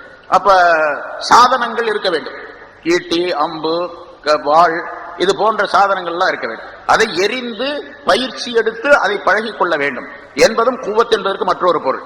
அதே போன்று போர்க்களத்தில் என்னென்ன தேவை, போர்க்களத்திற்கு போர் செய்வதற்காக இந்த ஆயுதங்கள், உடல் வலிமை, கோட்டை அப்படிங்கிறது மட்டுமல்ல, இன்னும் என்னென்னமோ பொருள்கள் தேவைப்படும். அந்த பொருள்கள் எல்லாம் இருக்க வேண்டும். வாகனங்கள் தேவை, 2வது அல்லாஹ் சொல்றான். இந்த குவத் என்பதற்கு இப்படி பல பொருள், பல கருத்துக்கள். பொதுவாக ஃபகுல்லு மா ஹுவ ஆலத்துன் யுஸ்தானு பிஹி ஃபில் ஜிஹாத், ஜிஹாத் செய்வதற்கு உதவியாக இருக்கக்கூடிய எல்லா கருவிகளும் குவத் என்பதிலே சேர்ந்தது. குவத் என்பதிலே எல்லா கருவிகளும் சேர்ந்தது. ரசூலுல்லாஹி ஸல்லல்லாஹு அலைஹி வஸல்லம் அவர்கள் சொல்லுகின்றார்கள், சஹாபாக்களை பார்த்து சொன்னார்கள். சஹாபாக்கள், அதாவது குறிப்பாக மதீனாவாசிகள், மக்காவாசிகளும் அப்படித்தான், அங்கு காபிர்களாக இருந்த காரணத்தால் அவர்களுக்கு அந்த நிலையை ரசூலுல்லாஹி ஸல்லல்லாஹு அலைஹி வஸல்லம் ஏற்படுத்தல. சொன்னாங்க, இவர்கள் எல்லாம், அதாவது இந்த அரபியர்கள் எல்லாம், மக்காவாதிகள், மக்கா மதீனா இருந்த அரபியர்கள் எல்லாம் நபி இஸ்மாயில் அலைஹிஸ்ஸலாம் அவருடைய வம்சத்தைச் சேர்ந்தவர்கள். ரசூலுல்லாஹி ஸல்லல்லாஹு அலைஹி வஸல்லம் அவர்களும் இஸ்மாயில் அலைஹிஸ்ஸலாம் அவருடைய வம்சத்திலிருந்து வந்தவர்கள் தான். இஸ்மாயில் அலைஹிஸ்ஸலாம் அவர்களில் இருந்து வந்த அந்த சந்ததியிலே உள்ளவர்கள் இவர்கள். அதே போன்று ரசூலுல்லாஹி ஸல்லல்லாஹு அலைஹி வஸல்லம் அவர்கள். அதனால ஒரு தடவை ரசூலுல்லாஹி ஸல்லல்லாஹு அலைஹி வஸல்லம் சொன்னார்கள், யா பனி இஸ்மாயில், இஸ்மாயிலுடைய வர்க்கத்தினரே, இஸ்மாயில் அலைஹிஸ்ஸலாம் அவர்களுடைய வர்க்கத்தினரே, நீங்கள் எரிந்து பழகிக் கொள்ளுங்கள். அதாவது வில்லெறிந்து, அம்பிலே வில்லை வைத்து வில்லெறிந்து பழகிக் கொள்ளுங்கள். அப்படி பழகிக்கொள்ள, வில் எறிவது என்பது அது நீங்கள் வில்லறிந்து பழகிக் கொள்ளுங்கள், அந்த பயிற்சி எடுத்துக் கொள்ளுங்கள். ஏனென்றால் பையின் அபாக்கும் ராமின், உங்களுடைய தந்தை மூதாதையர் இருந்தாரே நபி இஸ்மாயில் அலைஹிஸ்ஸலாம் அவர்கள், அவர் வில்லெறிவதிலே விற்பன்னராக இருந்தார், வில்லெறியக்கூடிய மிகப்பெரிய வீரராக அவர் இருந்தார். ஆகவே நீங்களும் வில்லெறிந்து பழகிக் கொள்ளுங்கள் என்பதாக சொன்னார்கள். இப்ப இஸ்மாயில் அலைஹிஸ்ஸலாம் அவர்களே வில்லெறிவதிலே மிகப்பெரிய வீரராக இருந்திருக்கின்றார். அதனால் நீங்களும் அது மாதிரி இருந்திராதீங்க, அது மாதிரி இருங்கள், அதை விட்டு மாறி விடாதீர்கள் என்பதை ரசூலுல்லாஹி ஸல்லல்லாஹு அலைஹி வஸல்லம் சொல்லி காட்டினார்கள். வில்லறி இது எப்ப சொன்னாங்க? மெம்பர்ல நின்று ரசூலுல்லாஹி ஸல்லல்லாஹு அலைஹி வஸல்லம் மக்களுக்கு அறிவுரை சொல்லும் பொழுது இந்த வாசகத்தையும் சேர்த்து சொல்லுகின்றார்கள். அலா இன்னல் குவத்தார் ரம்யு, அல்லாஹ் தஆலா இந்த இடத்துல மின் குவத்தின் என்று இந்த ஆயத்திலே சொல்லுகின்றானே, அதனுடைய கருத்து அர் ரம்யு, வில்லறிவதுதான், அம்பறிவதுதான். அலா இன்னல் குவத்தார் ரம்யு, அலா இன்னல் குவத்தார் ரம்யு என்று 3 தடவை அந்த வாசகத்தை சொன்னார்கள் என்பதாகவும் குறிப்பிடப்படுகின்றது. அதனால வில்லெறிந்து, அந்த அம்பெறிந்து பழகுவது இருக்கின்றதே, அம்பெறியக்கூடியதில தேர்ச்சி பெறுவது இருக்கின்றதே, அது ஒரு ஒவ்வொரு முஸ்லிமான மனிதருக்கும் கட்டாயம் தேவை என்பதையும் ஸல்லல்லாஹு அலைஹி வஸல்லம் சொல்லித் தருகின்றார். இது அந்த காலத்துல மட்டுமல்ல, இப்பவும் தேவைதான். அம்பு, இப்ப நம்ம அம்பும் தெரியாது வில்லும் தெரியாது, ஒன்னும் நமக்காகவும் தெரியும். நம்ம பசங்கள்ட்ட கேட்டு பாருங்க, அம்பு வில்லு அப்படின்னு சொன்னா, அம்பு வில்லு போடனா ராமரை போட்டு ராமருடைய கையில வில்லு அம்பை போடுமா, தனியா அம்பி இது போட தெரியாது, சொல்ல தெரியாது. ராமர் தான் வச்சிருப்பார், அவரை தவிர வேற யாரும் வில்லும் அம்பும் வச்சிருக்க மாட்டாங்க அப்படிங்கிற மாதிரி பசங்க சொல்லிக் கொடுக்கப்பட்டிருக்கிறார்கள் பாடத்துல. அது மட்டும்தான் தெரியும் அவனுக்கு. வில்லம்பு, அம்பு எறிவது இருக்கின்றதே, வில்லெறிவது, வில்லுடைய அந்த வில்வித்தை பழகுவது இருக்கின்றதே, அது ரொம்ப பிரயோஜனமாகும். எந்த அளவுக்கு என்று சொன்னால், துப்பாக்கியிலும் கூட அவ்வளவு தூரம் சுட முடியாது. ஒருத்தர் துப்பாக்கி சுடுறாருன்னு வச்சுங்க, ஒரு குறிப்பிட்ட எல்லை வரைக்கும் தான் போகும். ஆனா அம்பெறிது பார்த்தா கிட்டத்தட்ட 200 அடி வரைக்கும் போகும், 300 அடி வரைக்கும் கூட எரியும். ஒரு அம்புல வில்ல வச்சு அதை நான் தொடுத்து வேகமாக விட்டா பழக்கம் உள்ளவர், பயிற்சி எடுத்துக்கொண்டவர், கிட்டத்தட்ட 300 அடி வரைக்கும் போகும். 300 அடிக்கு அப்பால் உள்ள ஒரு மனிதனை குறி வைத்து இங்கிருந்தே எறிந்து அம்பெறிந்து கொள்ள முடியும். ஒரே அம்பல கொள்வார். எத்தனையோ அம்பு எறியக்கூடிய நிகழ்ச்சிகள் முன்னால் உள்ள மன்னர்களுடைய சரித்திரங்களிலே நாம் பார்த்திருக்கின்றோம். அதெல்லாம் மிகப்பெரிய தேவை உடையதாக ஆக்கப்பட்டிருக்குது. அதனால ரசூலுல்லாஹி ஸல்லல்லாஹு அலைஹி வஸல்லம் அவர்கள், உங்களுடைய தந்தை அம்பெறியக்கூடியவராக இருந்தார், நீங்களும் அம்பெறிந்து பழகிக் கொள்ளுங்கள் என்பதாக ரசூலுல்லாஹி ஸல்லல்லாஹு அலைஹி வஸல்லம் சொன்னார்கள். அதனால ஒரு ஹதீஸ்ல சொல்லுகின்றார்கள், குல்லு ஷைஇன் யல்ஹு பிஹிர் ரஜுல் பாத்திலுன் இல்லா ரம்யஹு பிகௌசிஹி. ஒரு மனிதன் விளையாடக்கூடிய விளையாட்டெல்லாம், எந்த விளையாட்டாக இருந்தாலும் விளையாட்டெல்லாம் பாத்திலானது, தவறானதுதான். அவன் அம்பெறியக்கூடிய அந்த விளையாட்டை தவிர, தன்னுடைய வில்லிலே அம்பை வைத்து எரியக்கூடிய அந்த விளையாட்டை தவிர மற்ற எல்லா விளையாட்டும் பாத்திலானவை. தன்னுடைய குதிரையை பழக்குவதை தவிர மற்றதெல்லாம் பாத்திலானவை. குதிரை ஏற்றம், குதிரை சவாரி, குதிரை ஓட்டம், குதிரை மீது சவாரி செய்து பாய்ந்து செல்லுவது, இவற்றையெல்லாம் பழகிக் கொள்ள வேண்டும். அதை தவிர அதுவும் பாத்தில் அல்ல, அது நல்ல விஷயம். அது அல்லாஹ்விடத்தில் நன்மையை பெற்றுத் தரக்கூடிய விஷயமாகும். அதே போன்று முலாஅபத்தஹு அஹ்லஹு, தன்னுடைய மனைவியுடன் விளையாடுவது. இந்த 3 விளையாட்டை தவிர மற்ற எல்லா விளையாட்டுகளையும் அல்லாஹ் தஆலா வெறுக்கின்றான் என்பதாக மற்றொரு ஹதீஸிலே சொல்லப்பட்டிருக்கின்றது. அதிலே அம்பெறிந்து பழகுவது இருக்கின்றதே, அதை முதலாவதாக ரசூலுல்லாஹி ஸல்லல்லாஹு அலைஹி வஸல்லம் அவர்கள் சொல்லி காட்டி, ஃபைன்னஹு மினல் ஹக்கி, இது உண்மையானது, சத்தியமானது என்பதாகவும் சொல்லுகின்றார்கள். இதை தவிர மற்றதெல்லாம் மனிதனுக்கு பிரயோஜனம் தராது, பலன் தராது என்பதாகவும் குறிப்பிடுகின்றார். மற்ற விளையாட்டுகள் எல்லாம் மனிதனுக்கு பலன் தராது. இந்த மூன்று விளையாட்டுகளும் மனிதனுக்கு பலன் தரக்கூடியவை என்று சொன்னால் உலகத்திலும் பலன் தரக்கூடியவை, ஆகிரத்திலும் பலன் தரக்கூடியவை. அதனால வில்லெறிந்து பழக வேண்டும் என்பதை ஸல்லல்லாஹு அலைஹி வஸல்லம் சொல்லுகின்றார்கள். உஹது போர்க்களத்திலே ஹஜ்ரத் அனஸ் ரலியல்லாஹு தஆலா அன்ஹு என்ன நினைக்கிறேன் அவர்களிடத்திலே ஸல்லல்லாஹு அலைஹி வஸல்லம் சொன்னார்கள், அவர்கள் வில்லெறிவதிலே மிகப்பெரிய வீரராக இருந்தார். அதனால அந்த எதிரிகள் முஸ்லிம்களை விரட்டினார்கள், முஸ்லிம்கள் தோல்வி வரக்கூடிய சூழ்நிலை ஏற்பட்டது. அந்த எதிரிகள் தாக்கி கொண்டிருக்கின்றார்கள், ஒரு கடுமையான சூழ்நிலை ஏற்பட்டு இருக்கின்றது. இந்த நேரத்தில் அனஸ் ரலியல்லாஹு தஆலா அன்ஹு அவர்களை பார்த்து சொல்லுகின்றார்கள், ஸல்லல்லாஹு அலைஹி வஸல்லம் சொன்னார்கள், இருமி பிதாக்க அபி உம்மி, என்னுடைய தாயும் தந்தையும் உனக்கு அர்ப்பணமாக வில்லெறிந்து கொள்ளுவீராக அவர்களை என்பதாக ரசூலுல்லாஹி ஸல்லல்லாஹு அலைஹி வஸல்லம் சொன்னார்கள். அம்பெறிவீராக என்பதாக சொன்னார்கள். அம்பால் எரியக்கூடிய அந்த நிகழ்ச்சியை அவர் செய்ய வேண்டும் என்று சொல்லும் பொழுது ரசூலுல்லாஹி ஸல்லல்லாஹு அலைஹி வஸல்லம் சொல்லுகின்றார்கள், என்னுடைய தாயும் தந்தையும் உனக்கு அர்ப்பணமாக என்று சொல்லி ரசூலுல்லாஹி ஸல்லல்லாஹு அலைஹி வஸல்லம் அம்பெறிய சொல்லுகின்றார்கள் என்று சொன்னால் அந்த அம்பெறிதலை மிக முக்கியமாக கருதுகின்றார்கள் என்பதாக பொருள். அதை கேட்ட உடனே அவருக்கு அப்படியே ஸல்லல்லாஹு அலைஹி வஸல்லம் சொன்னாங்கன்னா இப்படி என்னுடைய தாயும் தந்தையும் உனக்கு அர்ப்பணமாக என்று நபி அவர்கள் சொல்லுகின்றார்கள் என்று சொன்னால் அவர் மிகப்பெரிய வீராவேசமாக உள்ளே புகுந்த அம்பை எய்தார், பல மனிதர்களை பல எதிரிகளை கொண்டார் என்பதாக வரலாற்றில் குறிப்பிடப்படுகின்றது. இன்னொரு ஹதீஸ்ல இன்னல்லாஹ யுத்கிலு ஸலாஸத நஃபரின் அல் ஜன்னah பிஸஹ்மின் வாஹித், ஒரே ஒரு அம்பின் காரணமாக மூன்று விதமான மனிதர்களை அல்லாஹ் தஆலா சொர்க்கத்திற்கு கொண்டு போகின்றான். ஒரு அம்பின் காரணமாக 3 பேரை சொர்க்கத்துக்கு அனுப்புறான் அல்லாஹ் தஆலா. சானியாகு, அதை செய்தவர், அந்த அம்பை செய்தவர், எந்த அம்பு போர்க்களத்திலே பயன்படுத்தப்பட்டு எதிரிகள் தாக்கப்படுகின்றார்களோ அந்த அம்பை செய்தவர், அந்த அம்பை செய்யும் போது அந்த செய்யக்கூடிய அம்பு செய்தவர் என்ன நினைக்கணும்னு கேட்டா, யஹ்தஸிபு ஃபீ சுனாத்திஹி கைர, அவர் தான் செய்யக்கூடிய அந்த தொழிலிலே அம்பை செய்யக்கூடிய நேரத்திலே நன்மையை நாடியவராக இருக்க வேண்டும். இந்த அம்பின் மூலமாக தீனுக்கும் துனியாவுக்கும் மக்களுக்கும் நன்மைகள் ஏற்பட வேண்டும் என்ற எண்ணத்திலே அந்த அம்பை அவர் செய்திருந்தால், தயார் செய்திருந்தால் அந்த அம்பை செய்தவருக்கு நன்மை உண்டு, அவர் சொர்க்கம் செல்வார். அதே போன்ற அந்த அம்பை எரிந்தவர், செய்தவர் பிறகு இரண்டாவது எரிந்தவர், அந்த அம்பை எரிந்தவர் அவருக்கும் சொர்க்கத்தை அல்லாஹ் தஆலா கொடுப்பான். வ முன்பிலஹு, அந்த அம்பை தீட்டி கொடுத்தவர், கூர்மையாக்கி கொடுத்தவர். அம்பு முனை இருக்கும், அதுல தாக்குதல் நடக்கக்கூடிய நேரத்தில் சில நேரங்கள்ல அதை கீழே பட்டு அங்க பட்டு இங்க பட்டு அந்த முனை மழுங்கி போயிருக்கும். அதை என்ன பண்ணணும், தீட்டி கொடுக்கணும், அதை சரி பண்ணி கொடுக்கணும், கூர்மையாக்கி கொடுக்கணும். அப்படி யார் கூர்மையாக்குகின்றாரோ அவரையும், ஆக ஒரே அம்பு ஒன்று, செய்தவர் எரிந்தவர், அதை தீட்டி கொடுப்பவர், கூர்மையாக்கி கொடுப்பவர், இவன்ற 3 நபர்களையும் அல்லாஹ் தஆலா சொர்க்கத்திற்கு அனுப்புகின்றான் என்பதாக ஸல்லல்லாஹு அலைஹி வஸல்லம் அவர்கள் சொன்னார். அம்பு எறிவது இருக்கின்றதே, ஃபதுலுர் ரமி அஸீம், அம்பெறிவது இருக்கின்றது மிகப்பெரிய விஷயம், மகத்தான ஒரு விஷயம். வ மன்ஃபாஅத்துஹு அலீமா லில் முஸ்லிமீன், அதனுடைய பலன்கள் மிக பெரியவையாக முஸ்லிம்களுக்கு கிடைக்கக்கூடியதாக இருந்து கொண்டிருக்கின்றன. வ நிகாயத்துஹு ஷதீதத்துன் அலல் காஃபிரின், அதனுடைய தாக்கம், அந்த அம்பினுடைய தாக்கம் இருக்கின்றது காபிர்களுக்கு மிக கடுமையானதாக இருக்கும். ஆகவே இஸ்மாயிலுடைய கூட்டத்தினரே, மக்களே, இஸ்மாயில் அலைஹிஸ்ஸலாமுடைய மக்களே, இருமு ஃபைன் ஆபாக்கும் கான ராமியா, நீங்கள் எரியுங்கள், அம்பெறியுங்கள், அம்பெறிந்து பழகிக் கொள்ளுங்கள், உங்களுடைய தந்தை அம்பெறியக்கூடியவராக இருந்தார் என்பதாக குறிப்பிடுகின்றார்.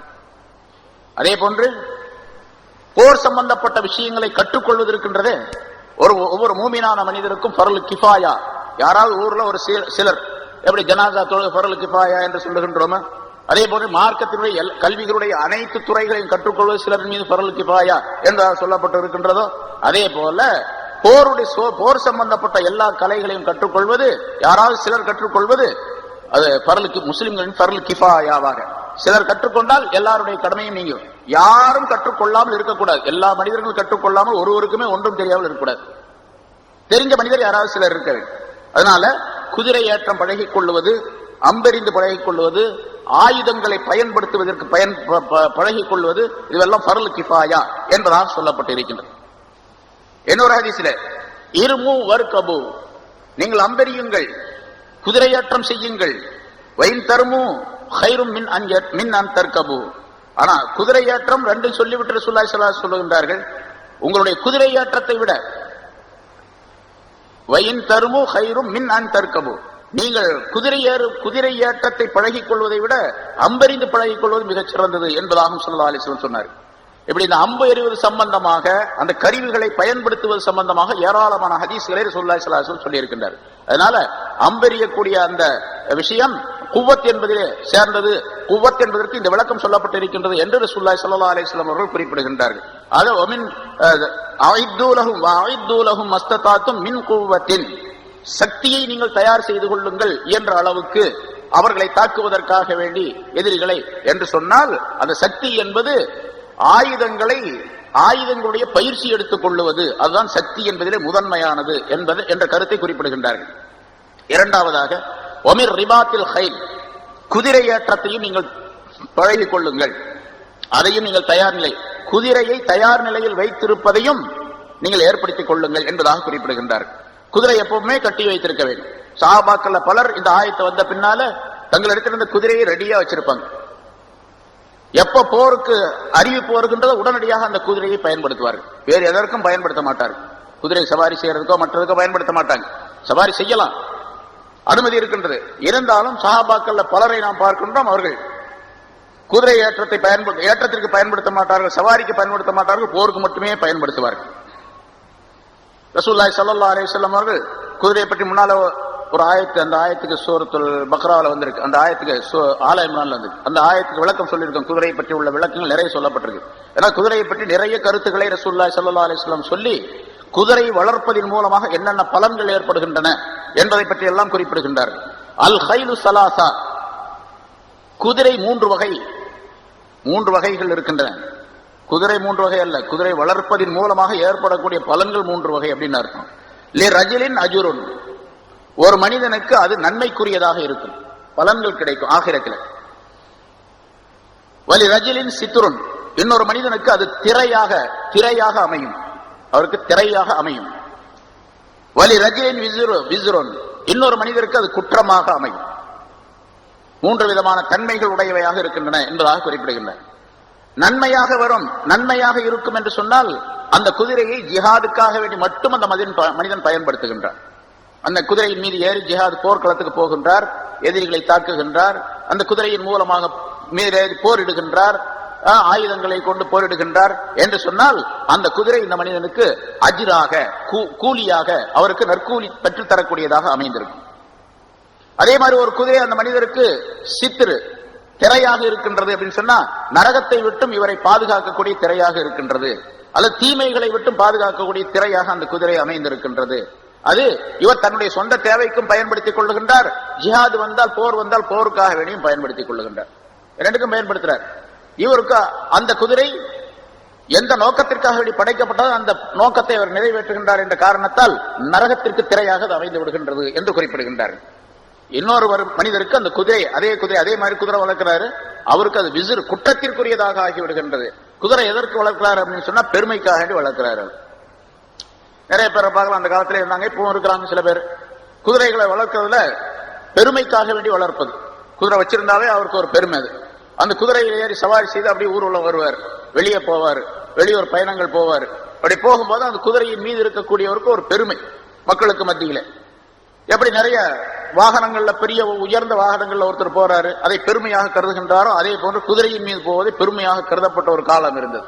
அப்படி பெருமைக்காக வேண்டி, வீண் ஆடம்பரத்திற்காக வேண்டி, உலகத்தினுடைய நோக்கத்திற்காக வேண்டி, தீனுடைய காரியம் அல்லாத வேலைகளுக்காக வேண்டி குதிரையை பயன்படுத்தினால் அது அவருக்கு குற்றத்திற்குரியதாக ஆகிவிடும் என்று மூன்று வகைகளை குறிப்பிடுகின்றார்கள். சரி, அந்த குதிரையில ஸல்லல்லாஹு அலைஹி வஸல்லம் அவர்களுக்கு ஒருவர் கேட்டார், ஒரு சஹாபி கேட்டார், ஐயுர் ரிகாபி அஃதல், வாகனங்களிலே சிறந்தது எது என்பதாக கேட்டார். அப்ப ஸல்லல்லாஹு அலைஹி வஸல்லம் அக்லாஹா சமனன் வ அன்ஃபஸுஹா இன்த அஹ்லிஹா, வாகனங்களிலே ஒட்டகமோ குதிரையோ எதுவோ, அதான் அந்த காலத்துல வாகனம்ங்கிறது, அந்த வாகனங்களிலே மிகச் சிறந்தது உயர்ந்த விலை உடையதும் அதை யார் வைத்திருக்கின்றார்களோ அவர்களிடத்தில் அது மதிப்பிற்குரியதாகவும் மிக உயர்ந்த தன்மை உடையதாகவும் எண்ணம் உடையதாகவும் இருக்க வேண்டும். அதுதான் சிறந்த வாகனம் என்பதாக ரசூலுல்லாஹி ஸல்லல்லாஹு அலைஹி வஸல்லம் சொன்னார். அதாவது ஒருவர் ஒரு வாகனத்தை வைத்திருக்கின்றார், ஒரு குதிரை வச்சிருக்கார், அந்த குதிரை விலை உயர்ந்ததாகவும் இருக்கின்றது. அந்த குதிரையை வைத்திருக்கக்கூடிய அந்த வீட்டுக்காரர் அந்த குதிரையை ரொம்ப நேசிக்கிறார், அந்த குதிரையை ரொம்ப பக்குவமாக வைத்திருக்கிறார், அந்த குதிரையின் மீது ரொம்ப மதிப்பும் மரியாதையும் வைத்திருக்கின்றார். அந்த குதிரை வைத்திருக்கக்கூடிய மனிதர் தான் மிகச் சிறந்தவர் என்பதாக. ஏன்னா அந்த குதிரையின் மூலமா முன்னால் சொல்லப்பட்ட அந்த நிகழ்ச்சி ஏற்பட வேண்டும். அதாவது போருக்காக வேண்டி, தீனுடைய உதவிக்காக வேண்டி அந்த குதிரை வளர்க்கப்படக்கூடியதாக இருந்தால் அவருக்கு அது மிக உயர்ந்த நன்மை கொடுக்கும் என்பதை குறிப்பிடுகின்றார். இன்னொரு ஹதீஸ்ல இப்படி சொல்லுகின்றார்கள், அல் ஹைல் சலாசத்துன், குதிரை என்பது 3 வகை. இது வேறொரு விதமாக சொல்லுகின்றார். ஃபர்சுன் லிர்ரஹ்மான் வ ஃபர்சுன் லிஷைத்தான் வ ஃபர்சுன் லில்இன்சான். ஒரு வகை குதிரை அது ரஹ்மானுக்குரியது, அல்லாஹ்வுக்குரியது. இன்னொரு வகையான குதிரை ஷைத்தானுக்குரியது. இன்னொரு வகையான குதிரை இன்சானுக்குரியது, மனிதனுக்குரியது என்பதாக சொன்னார். அது முதல்ல சொன்ன கருத்து தான். இப்படி வாசகத்தை வேற மாதிரி சொல்றாங்க ரசூலுல்லாஹி ஸல்லல்லாஹு அலைஹி வஸல்லம். ரஹ்மானுக்குரியதுன்னு சொன்னா அல்லாஹ்வுக்காக வேண்டி அந்த குதிரையை வளர்க்கிறார், அது நன்மை கிடைக்கும். இன்னொரு குதிரை ஷைத்தானுக்குரியதுன்னு சொன்னா உலகத்துக்காக வேண்டியே வளர்க்கிறார், பெருமைக்காக வேண்டி, அது ஷைத்தானுக்கு நன்மை கிடைக்காது. இன்னொரு இன்சானுக்குரியது அப்படின்னு சொன்னா மனிதனுடைய தேவைகளை அதில் பயன்படுத்திக் கொள்ளுகின்றார், அவருக்குரியது, அதற்குரிய அந்த அளவுக்கு தான் நன்மை. இப்படி இப்ப 3 நிலைகள் சொல்லப்பட்ட அமைப்புல தான் நன்மைகளும் கிடைக்கும் என்பதாக அதனுடைய பொருளாகும். சொல்லிவிட்டு ஸல்லல்லாஹு அலைஹி வஸல்லம் விளக்கம் சொல்லுகின்றார்கள். அம்மா ஃபர்சுர் ரஹ்மான், ரஹ்மானுக்குரிய குதிரை அப்படின்னு சொன்னா என்னன்னு கேட்டா, பல்லதி யுர்பத்து ஃபீ சபீலில்லாஹி, அல்லாஹ்வுடைய பாதையில் அதை கட்டி வைத்திருக்கிற அந்த குதிரை. ஃபஅலஃபுஹு வ ரௌசுஹு வ பௌலுஹு வ திக்ர மாஷா அல்லாஹ்.